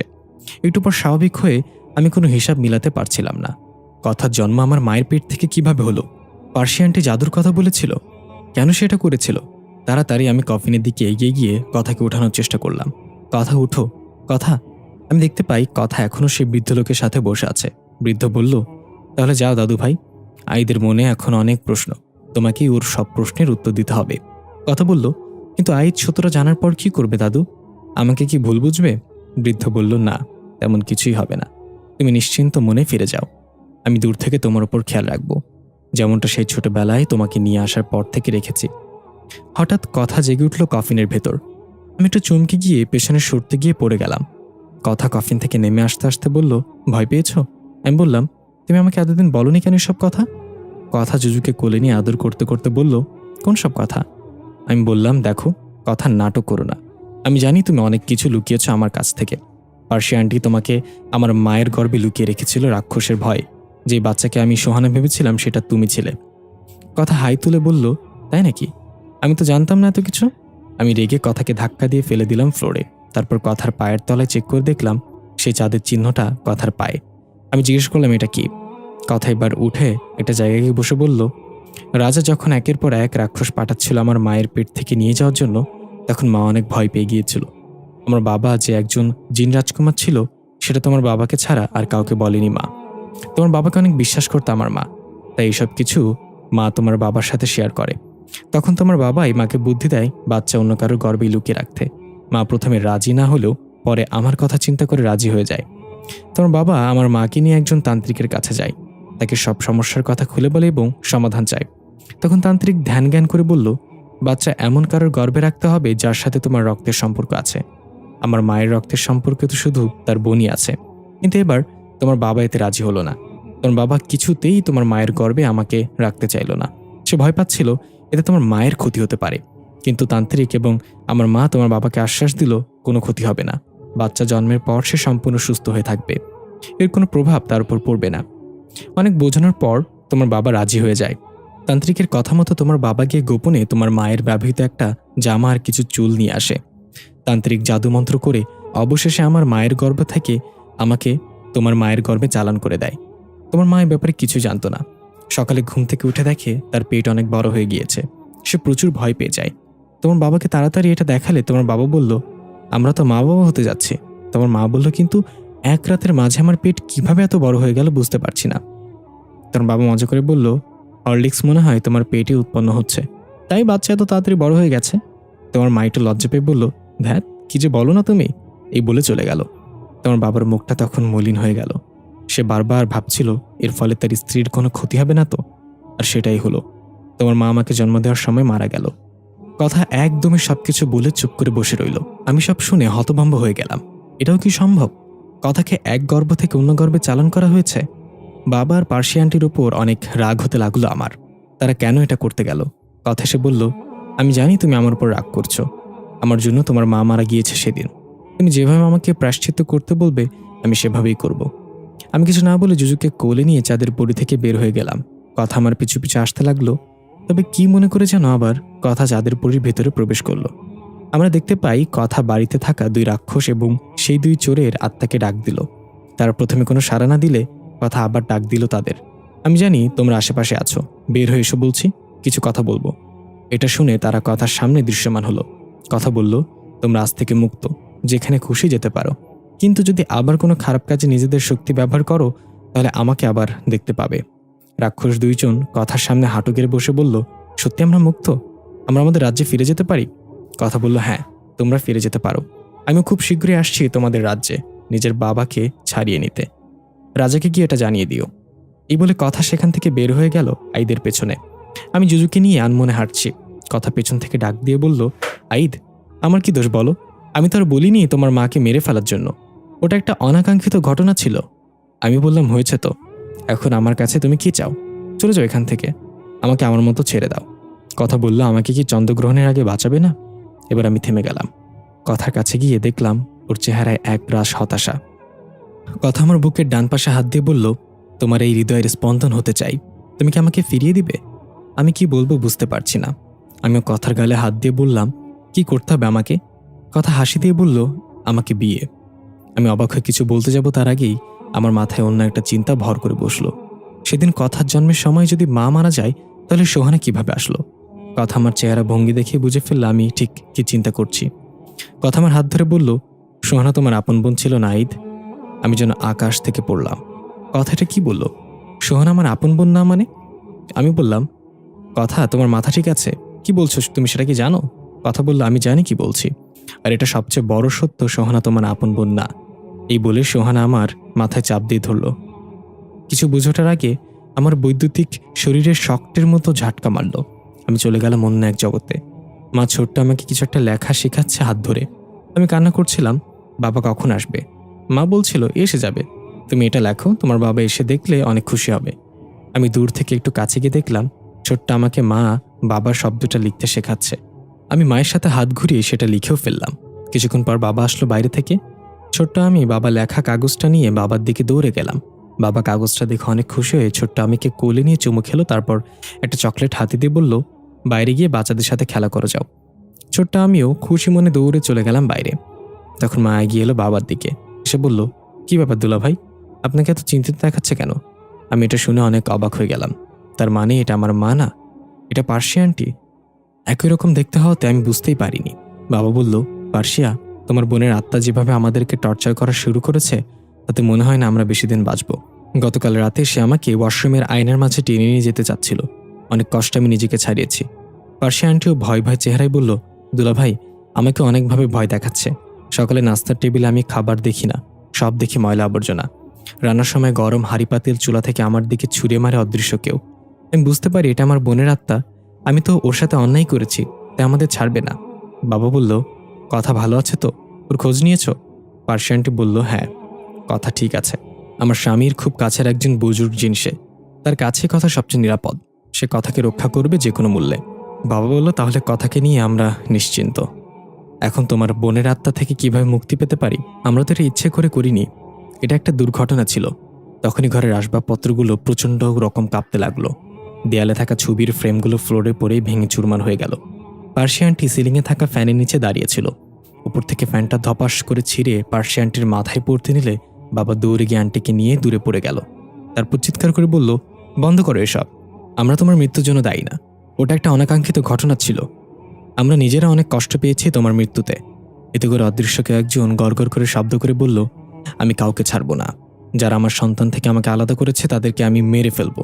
বাবার পার্সিয়া আন্টি ভয় কোনো রকমে দৌড়ে বাসা থেকে বের হয়ে গেল। আমি এখনও সেখানে দাঁড়িয়ে সব দেখে যাচ্ছিলাম। আমার মা মৃত্যুর পর তার প্রতিশোধ নিতে ফিরে এসেছে। যদিও আমার কথা কেউ শুনবে না, তবুও কান্নাজড়িত কণ্ঠে ডাক দিলাম, মা। পেছন থেকে আমার কাঁধে কারো ঠান্ডা হাত অনুভব করলাম। আমি চমকে গিয়ে পেছনে তাকিয়ে দেখলাম মা একটা সাদা আলোর মতো অবয়বে সেখানে দাঁড়িয়ে আছে। আমি মাকে দেখে আবেগে আপ্লুত হয়ে জিজ্ঞাসা করলাম, মা, তুমি আমাকে দেখতে পাচ্ছ? মা আমার গালে হাত দিয়ে হাসি মুখে বলল, হ্যাঁ, দেখতে পাচ্ছি। আমার সেই ছোট্ট আইদ এখন কত বড় হয়ে গেছে। আমি কাঁদতে কাঁদতে মাকে জড়িয়ে ধরে বললাম, আমাকে ক্ষমা করে দাও মা। আমি সারা জীবন তোমাকে ভুল বুঝে এসেছি, কখনো সত্যিটা জানার চেষ্টাও করিনি। আমি তোমাকে সারা জীবন ঘৃণা করে স্মরণ করেছি। আমি বুঝতে পারিনি, জানতেও পারিনি। মা আমাকে শান্ত করে বলল, আমি জানি তুমি কিভাবে জীবনের এই পর্যন্ত পার করে এসেছো। আমাকে ক্ষমা করে দিও বাবা, আমি তোমার সাথে থাকতে পারিনি। ওরা আমাকে সবকিছু থেকে বঞ্চিত করেছে, তাই আমি ওদেরকে মারার জন্যই ফিরে এসেছি। আমি খুব শান্ত গলায় বললাম, মা, তুমি ফিরে যাও। তুমি যদি আজকে ওদেরকে মেরে ফেলো তাহলে ভবিষ্যতে অনেক বড় একটা পরিবর্তন এসে যাবে। সোহানা কিভাবে এলো সেটা আমি কখনো জানতে পারবো না। এটা শুনে মা প্রচণ্ড রাগান্বিত হয়ে বলল, ভবিষ্যতে সবকিছু পরিবর্তন হয়ে গেলেও আমি ওদেরকে ছাড়বো না। তুই আমাকে বাধা দিলে আমি তোকেও মেরে ফেলবো। এই বলে মা আমার মাথায় অনেক জোরে চেপে ধরলো। আমি ব্যথায় কাতরাতে লাগলাম। আমার মস্তিষ্ক দুমড়ে মুচড়ে যাচ্ছে। আমি আমার পুরো শক্তি দিয়ে চিৎকার করে উঠলাম। আমি ফিরে এলাম বর্তমানে। কথা আমার মাথা থেকে হাত ছড়িয়ে আমাকে ধরে নিয়ে একটা জায়গায় বসে শান্ত করলো। আমি স্বাভাবিক হয়ে কথাকে জিজ্ঞাসা করলাম, তার মানে মা ফিরে এসেছিল তার মৃত্যুর বদলা নিতে? কথা বলল, হ্যাঁ, তোমার মায়ের আত্মার হাত থেকে বাঁচতে আমার মা আর তোমার বাবা আবার সেই তান্ত্রিকের কাছে গিয়েছিল। কিন্তু তান্ত্রিক তাদেরকে এমন একটা সমাধান দেয় যা শুনে তারা দুইজনে অপ্রস্তুত হয়ে গিয়েছিল। আমি কৌতূহল নিয়ে বললাম, কি সমাধান দিয়েছিল তান্ত্রিক? কথা বলল, তান্ত্রিক বলেছিল তোমার মায়ের আত্মা থেকে মুক্তি পাওয়ার একটাই পথ খোলা আছে, সেটা হলো শারীরিক মিলন। মানে তোমার বাবা আর আমার মায়ের শারীরিক মিলন হলেই ওই আত্মা তার উদ্দেশ্য ভুলে তার জগতে ফিরে যাবে। আমি অবাক হয়ে বললাম, কি বলছো এসব? এটা কেমন সমাধান ছিল? বাবা নিশ্চয় এটা করতে রাজি হয়নি। কথা বলল, শুধু তোমার বাবা না, আমার মাও এটা করতে রাজি হয়নি। তারা তান্ত্রিকের ওপর রাগ করে সেখান থেকে চলে আসে। পথে তারা দুজন একে অপরের দিকে তাকাতে পারছিল না লজ্জায়। তারপর বাড়িতে এসে সেদিন রাতে ঘটল এক ভয়ঙ্কর ঘটনা। তোমার মায়ের আত্মা সবচেয়ে ভয়ঙ্কর রূপে আক্রমণ করে তাদের দুজনের ওপর। তোমার বাবা ছোট্ট তোমাকে নিয়ে রাতে ঘুমিয়েছিল আর আমার মা ছিল অন্য রুমে। হঠাৎ তোমার বাবা দরজায় কেউ জোরে জোরে টোকা মারল। তোমার বাবার ঘুম ভেঙে গেল। যখনই খাট থেকে নেমে দরজা খুলতে যাবে তখন খেয়াল করলো খাট ফ্লোরে নেই, বরং হাওয়ায় ভাসছে। এতে সে প্রচুর ভয় পেয়ে গেল। তোমার বাবা চিৎকার করে বলল, আইদ, ভয় পাবে, এগুলো বন্ধ করো দয়া করে। তখনই খাট ওপর থেকে ধপাস করে নিচে পড়ে গেল। তোমার বাবা তাড়াতাড়ি ছোট্ট আইদকে কোলে নিয়ে দরজা খুলে বাইরে গিয়ে দেখলো ডাইনিং টেবিলের চেয়ারে কেউ একজন বসে আছে। তোমার বাবা ভাবলো এটা পার্সিয়া, মানে আমার মা, তাই ডাক দিল, পার্সিয়া। ওপাশ থেকে কোনো জবাব এলো না। সেদিকে গিয়ে আস্তে আস্তে তার কাঁধে হাত রাখতে যাবে, তখনই পেছন থেকে আমার মা বলল, দুলাভাই, এত রাতে বাইরে কি করছেন? ঘুমাননি? তোমার বাবা চমকে গিয়ে পেছনে তাকিয়ে দেখে পার্সিয়া দাঁড়িয়ে আছে। তাহলে সামনে কে? সাথে সাথে সামনে তাকিয়ে দেখে সেখানে কেউ নেই। হঠাৎ আমার মা, মানে পার্সিয়া, রুমের দরজার ভেতর থেকে বাড়ি দিতে লাগলো আর বলতে লাগলো, দুলাভাই, কেউ বাইরে থেকে দরজা লাগিয়ে দিয়েছে, দরজা খুলুন। তোমার বাবা আবার চমকে গিয়ে পেছনে তাকিয়ে দেখে সেখানে দাঁড়িয়ে থাকা পার্সিয়াও নেই। তোমার বাবা ভয়ে তাড়াতাড়ি তোমাকে একটা রুমে শুইয়ে রেখে বাইরে থেকে দরজা বন্ধ করে দিল, কারণ সে জানতো ওই আত্মা ছোট আইদের কোনো ক্ষতি করবে না। সে এসেছে তাদের দুজনকেই মারতে। তোমাকে শুইয়ে তোমার বাবা গেল আমার মায়ের রুমে। দরজা খুলতে আমার মা ভয়ে তোমার বাবাকে জড়িয়ে ধরে। এতে করে তোমার মায়ের আত্মা আরও বেশি রাগান্বিত হয়ে যায়। ঘরের বিভিন্ন জিনিস আপনা আপনি ছুঁড়ে আসতে লাগলো তাদের দিকে। এবার তারা দুজনেই সিদ্ধান্ত নিল তান্ত্রিকের বলা কথা মেনে নিবে। যদিও মনের মাঝে সংকোচ কাজ করছিল, কিন্তু শেষ পর্যন্ত তারা সেটা করে নেয়, যা করলে ওই আত্মা থেকে মুক্তি পাওয়া যাবে। এই পর্যন্ত বলে কথা থেমে গেল। নিচের দিকে মাথা দিয়ে কান্না করতে লাগলো। আমি স্তব্ধ হয়ে গেলাম এসব শুনে। আমার অতীতে এত কিছু ঘটে গেছে আমি নিজেও জানি না। কত সত্য এতদিন চাপা পড়েছিল। আমি কথাকে জিজ্ঞাসা করলাম, তার মানে সোহানা আমার সৎ বোন, আর সোহানা তোমার মায়ের পেটের বোন? কথা চোখের পানি মুছে বলল, হ্যাঁ, ওই ঘটনার ঠিক 9 মাস পর সোহানার জন্ম হয়, আর তুমি তখন এত কিছু বোঝো না। সোহানা তোমার বোন হয়ে বড় হতে থাকে। আমার চোখে পানি টলমল করছে। আমি চিৎকার করে বললাম, আমি এসব বিশ্বাস করি না। সোহানা আমার বোন, মানে আমার বোন। ভুলেও আর আমার সামনে এসব কথা বলবে না। কথা বলল, আইদ, আমি জানি তুমি এটা মানতে পারবে না, কিন্তু এটাই সত্যি। সোহানা যখন 5 বছর বয়স তখন আমার বাবা, মানে জিন রাজকুমার, এসব কিছু জেনে যায় কায়দাখানায় বসে। তখন সে অনেক ভেঙে পড়ে। সে আমার মাকে মেরে ফেলার প্রতিজ্ঞা করে তার সাথে বিশ্বাসঘাতকতা করার জন্য। বাবা তো আর জানতো না মা বাধ্য হয়ে এটা করেছে। বাবা কায়দাখানা থেকে একদিনের জন্য ছাড়া পায়, এই শর্তে যে সে তার মানব স্ত্রীকে মেরে ফেলবে। বাবা তো এটার জন্য প্রতিজ্ঞাবদ্ধ ছিল, তাই বাবা রাজি হয়ে যায় এই শর্তে। বাবা মুক্ত হয়ে ক্রোধে ছুটে যায় মাকে মারার জন্য। আর সেদিন মায়ের কোনো কথা না শুনে বাবা নৃশংসভাবে আমার মাকে মেরে ফেলে। তোমার বাবা বাধা দিতে গেলে সে তাকেও মেরে ফেলে। তুমি আর সোহানা বাইরে খেলা করছিলে, তাই তোমরা সেদিন বেঁচে গিয়েছো আমার বাবার হাত থেকে। আমার মাকে মেরে তার লাশ নিয়ে জিন রাজ্যে ফিরে যায়। তার লাশ বাবা, মানে জিন রাজার সামনে রেখে বলেছে, আমি আমার প্রতিজ্ঞা পূরণ করেছি রাজা। রাজা খুশি হয়ে বাবাকে মুক্তি দিতে চাইলে বাবার শর্ত রাখে চাঁদের পরিমাণে তার মেয়েকে খোঁজা বন্ধ করতে হবে রাজাকে। চাঁদের পরীকে চিরতরে মুক্তি দিতে হবে। কিন্তু রাজা এতে প্রচণ্ড ক্ষেপে যায়, কারণ রাজা কারোর কাছে প্রতিজ্ঞাবদ্ধ ছিল চাঁদের পরীকে মারার জন্য। তাই রাজা আমার বাবার শর্ত মেনে না নিয়ে বাবাকে আবার বন্দি করে দেয়। আর এদিকে তোমার কাকারা খুঁজে পায় তাদের ভাইয়ের মৃতদেহ ঘরের ভেতর। যেহেতু আমার মা, মানে তোমার কাকারা জানতো না এটা তোমার মায়ের যমজ বোন, তাই তারা তাকেও তোমার মা ভাবত। তোমার বাবার মৃতদেহ পেয়ে তারা তোমার মায়ের কোনো খোঁজ না পেয়ে অপবাদ ছড়িয়ে দিল তোমার মা তোমার বাবাকে মেরে অন্য কারোর সাথে পালিয়ে গিয়েছে। তারপরে ঘটনা তো তুমি জানোই। আমি চুপচাপ দাঁড়িয়ে শুনছিলাম এগুলো। নিজের কানকেও বিশ্বাস হচ্ছিল না। আমি রাগান্বিত স্বরে জিজ্ঞাসা করলাম, তুমি তো এসব হওয়ার সময় সেখানে ছিলে না, তাহলে তুমি এত কিছু জানো কিভাবে? কথা একটু হেসে বলল, আইদ, আমি তোমার মতো কোনো সাধারণ মানুষ না। আমার মাঝে এমন কিছু আছে যা তোমার মাঝে নেই। আমি অতীত, বর্তমান, ভবিষ্যৎ সব জায়গায় বিচরণ করতে পারি। জিনরাজা এজন্যই আমাকে হুমকি মনে করে, আমাকে মারার জন্য উত পেতে বসে আছে। কথা বলে আপন মনে হাঁটতে হাঁটতে চলে যেতে লাগলো। আমি এখনো সেখানে ঠায় দাঁড়িয়ে আছি। এগুলো জানার পর ইচ্ছে করছে নিজেকে শেষ করে দেই। সোহানা আমার আপন বোন না হলেও আমার কলিজা। ওর জন্য আমার ভালোবাসা আগে যেমন ছিল এখনও তেমন আছে, ভবিষ্যতেও থাকবে। সোহানা এসব জানার আগে চলে গিয়েছে, ভালো হয়েছে। এসব শুনলেও নিজেকে শান্ত রাখতে পারতো না, ও পাগল হয়ে যেত। উপরওয়ালা আমাদের কাছ থেকে যখন অনেক প্রিয় কিছু কেড়ে নেয় তখন আপাত মস্তকে সেটা খারাপ মনে হলেও পরে গিয়ে বুঝতে পারি ওনার সিদ্ধান্ত কখনোই ভুল ছিল না, আর কখনো ভুল হবেও না। তাই সৃষ্টিকর্তার সিদ্ধান্তে কখনো ভুল ধরতে নেই। আমি দৌড়ে গেলাম কথার কাছে। কথার পাশাপাশি হাঁটছি, কারোর মুখে কোনো কথা নেই। নীরবতা ভেঙে আমি বললাম, এখন কি করবে? কোথায় যাচ্ছ? কথা বলল, বাবাকে ছাড়িয়ে আনতে যাচ্ছি। তুমি তোমার রাস্তায় যেতে পারো, আমি আর কখনোই তোমাকে বিরক্ত করব না। কথা বলল, কি চাও? আমি বললাম, বিরক্ত হতে। কথা একটু হেসে বলল, তাহলে অপেক্ষা করো আমার জন্য, আমি বাবাকে নিয়েই ফিরব। আমি কথাকে জিজ্ঞেস করলাম, কতদিন অপেক্ষা করতে হবে আমাকে? কথা আমার মাথার এলোমেলো চুলগুলো ঠিক করে দিয়ে বলল, অপেক্ষার কোনো নির্দিষ্ট সময় হয় না ঈদ। এমন হতে পারে সারা জীবন অপেক্ষা করতে হবে আমার জন্য। আমি বললাম, সারা জীবন করব তোমার জন্য অপেক্ষা। হয়তো একদিন অপেক্ষায় আমার উপর বিরক্ত হয়ে যাবে, কিন্তু আমি বিরক্ত হব না। যাও তুমি, এবং তোমার বাবাকে নিয়ে ফিরে এসো। কথা অশ্রুসিক্ত চোখে আমার দিকে কিছুক্ষণ তাকিয়ে রইল। কথা তো জানে সে আর কখনো ফিরে আসবে না। কথা জুজুকে কোলে নিয়ে আদর করে বলল, আইদের খেয়াল রেখো জুজু। জুজুর চোখেও পানি, কারণ জুজু জানে কথা আর ফিরে আসবে না। প্রাণীরা মানুষের চোখ দেখে মন বুঝতে পারে, আর আমরা নিজের সর্বস্ব দিয়ে কাউকে ভালোবেসেও মানুষের মন পাই না। কথা বলল, আমি যেদিন ফিরে আসবো সেদিন আকাশের চাঁদটা সম্পূর্ণ লাল রং ধারণ করবে, পাখিরা গান গাইবে, দূর আকাশ থেকে তারা খসে পড়বে, হঠাৎ কোনো সংকেত ছাড়াই বৃষ্টি শুরু হয়ে যাবে। আইদ বলল, আমি অপেক্ষা করব সেই দিনটার জন্য। কথা মিষ্টি করে হাসি দিয়ে বিদায় জানিয়ে চলে গেল ধোয়ার মতো রোশনি ছাড়িয়ে। আমি তাকিয়ে রইলাম কথার চলে যাওয়ার দিকে। আমি জানি কথার সাথে আমার মিল সম্ভব না, কারণ কোনো না কোনোভাবে কথা আমার বোনের পর্যায়ে আছে। আমাদের বাবা মায়ের ভুলের জন্য আজ আমরা এমন পরিস্থিতিতে এসে পড়েছি। জুজুর মাথায় হাত বুলাতে গিয়ে দেখলাম ক্ষতস্থান থেকে রক্ত বের হচ্ছে। আমি আর দেরি না করে দৌড়ে জুজুকে নিয়ে হাসপাতালে চলে গেলাম। কথা জিনরাজ্যে পৌঁছানোর সাথে সাথে রাজার প্রহরীরা তাকে বন্দি বানিয়ে ফেলল। প্রহরীরা কথাকে নিয়ে গেল রাজ দরবারে রাজার কাছে। রাজা কথাকে দেখে বলল, স্বাগতম চাঁদেরপুরী, অবশেষে তাহলে ধরা পড়লে। অনেক হয়রানি করেছে আমাকে। কথা একটু হেসে বলল, আমি যদি নিজ থেকে ধরা না দিতাম তাহলে আপনার এসব চালাপেলার বাপের ক্ষমতা ছিল না আমাকে খুঁজে বের করার। রাজা রেগে গিয়ে বলল, ভুলে যাস না তুই এখন রাজার সামনে দাঁড়িয়ে আছিস। আমি চাইলে তোকে টুকরো টুকরো করে রাক্ষসদের খাইয়ে দিতে পারি। কথা বলল, এতদিন যেহেতু পারেননি এখনো পারবেন না, আর আমি এখানে নিজে থেকে কেন এসেছি সেটা কেউ জানতে চাইবেন না? রাজা হাসতে হাসতে সিংহাসন থেকে উঠে এসে কথার সামনে দাঁড়িয়ে বলল, আমার নাতনি তার বাবাকে ছাড়িয়ে নিতে এসেছে, সেটা আমি কিভাবে না জানি। কথা বলল, তাহলে ছেড়ে দেন আমার বাবাকে, বিনিময়ে আপনি যা চাইবেন তাই হবে। আমি কোনো প্রতিরোধ করতে এখানে আসিনি, আমি সম্পূর্ণভাবে আপনার কাছে আত্মসমর্পণ করতে এসেছি।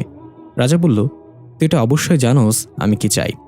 এই চন্দ্রগ্রহণের আগে যদি তোকে মারতে না পারি তাহলে জিনরাজ্যের অর্ধেক প্রাণ ঝরে পড়বে তোর পায়ের তলায় থাকা ওই চাঁদের চিহ্নের প্রভাবে, আর আমি রাজা হয়ে এটা কখনো দিতে পারি না। কথা বলল, আমি জানি সেটা, আর আমিও চাই না আমার জন্য এতগুলো প্রাণ ঝরে যাক, তাই আমি নিজেকে আপনার কাছে ধরা দিয়েছি। মারার আগে আমাকে আমার বাবার সঙ্গে একবার দেখা করার সুযোগ দিন। রাজা কথার এই আবদার পূরণ করলেন। রাজা বুঝতে পারলেন কথার মন অনেক পরিষ্কার।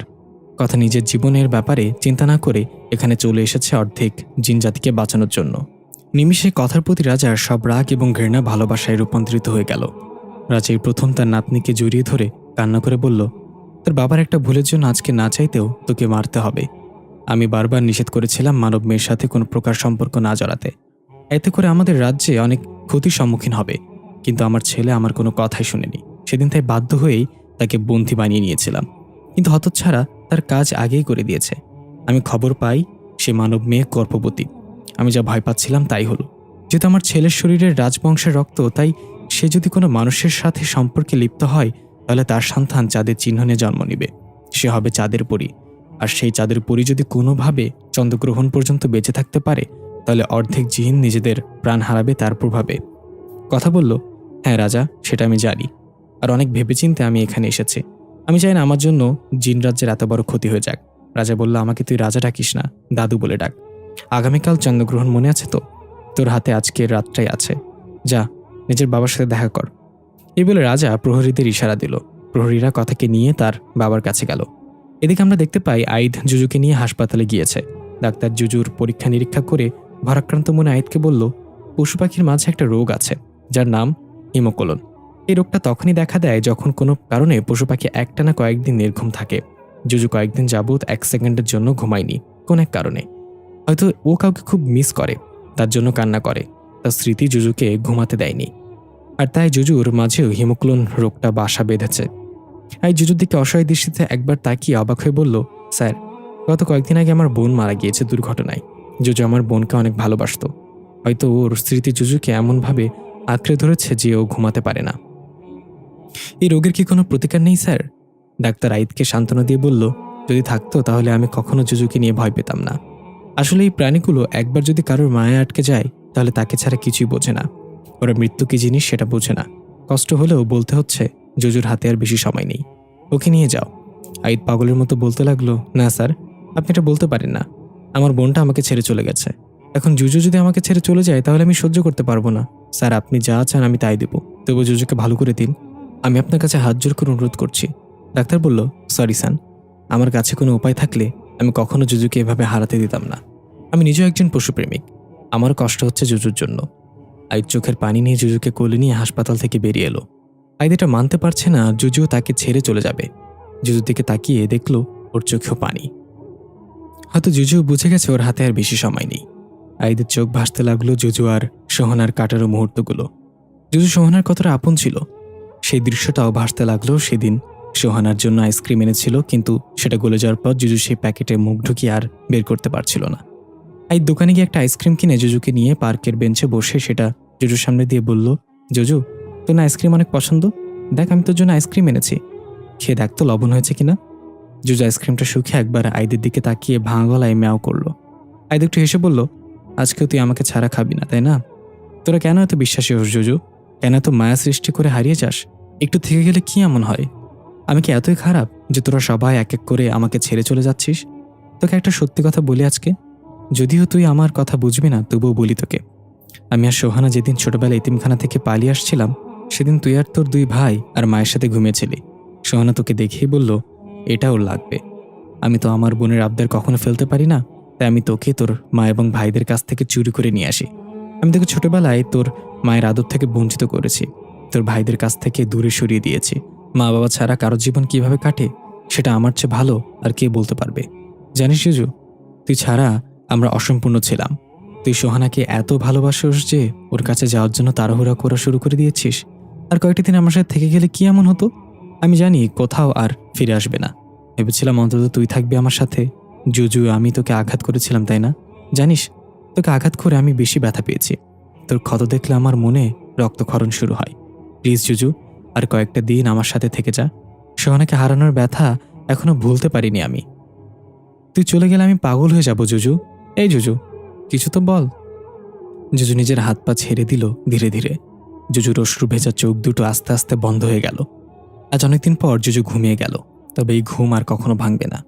আই জুজুকে জড়িয়ে ধরে চিৎকার করে কান্না করতে লাগলো। এই পৃথিবীতে আর কেউ রইল না আইদের জন্য। আইদার সম্পূর্ণ একা। তখনই ঝুম বৃষ্টি শুরু হয়ে গেল। আইদের চোখের পানি বৃষ্টিতে ধুয়ে যাচ্ছে।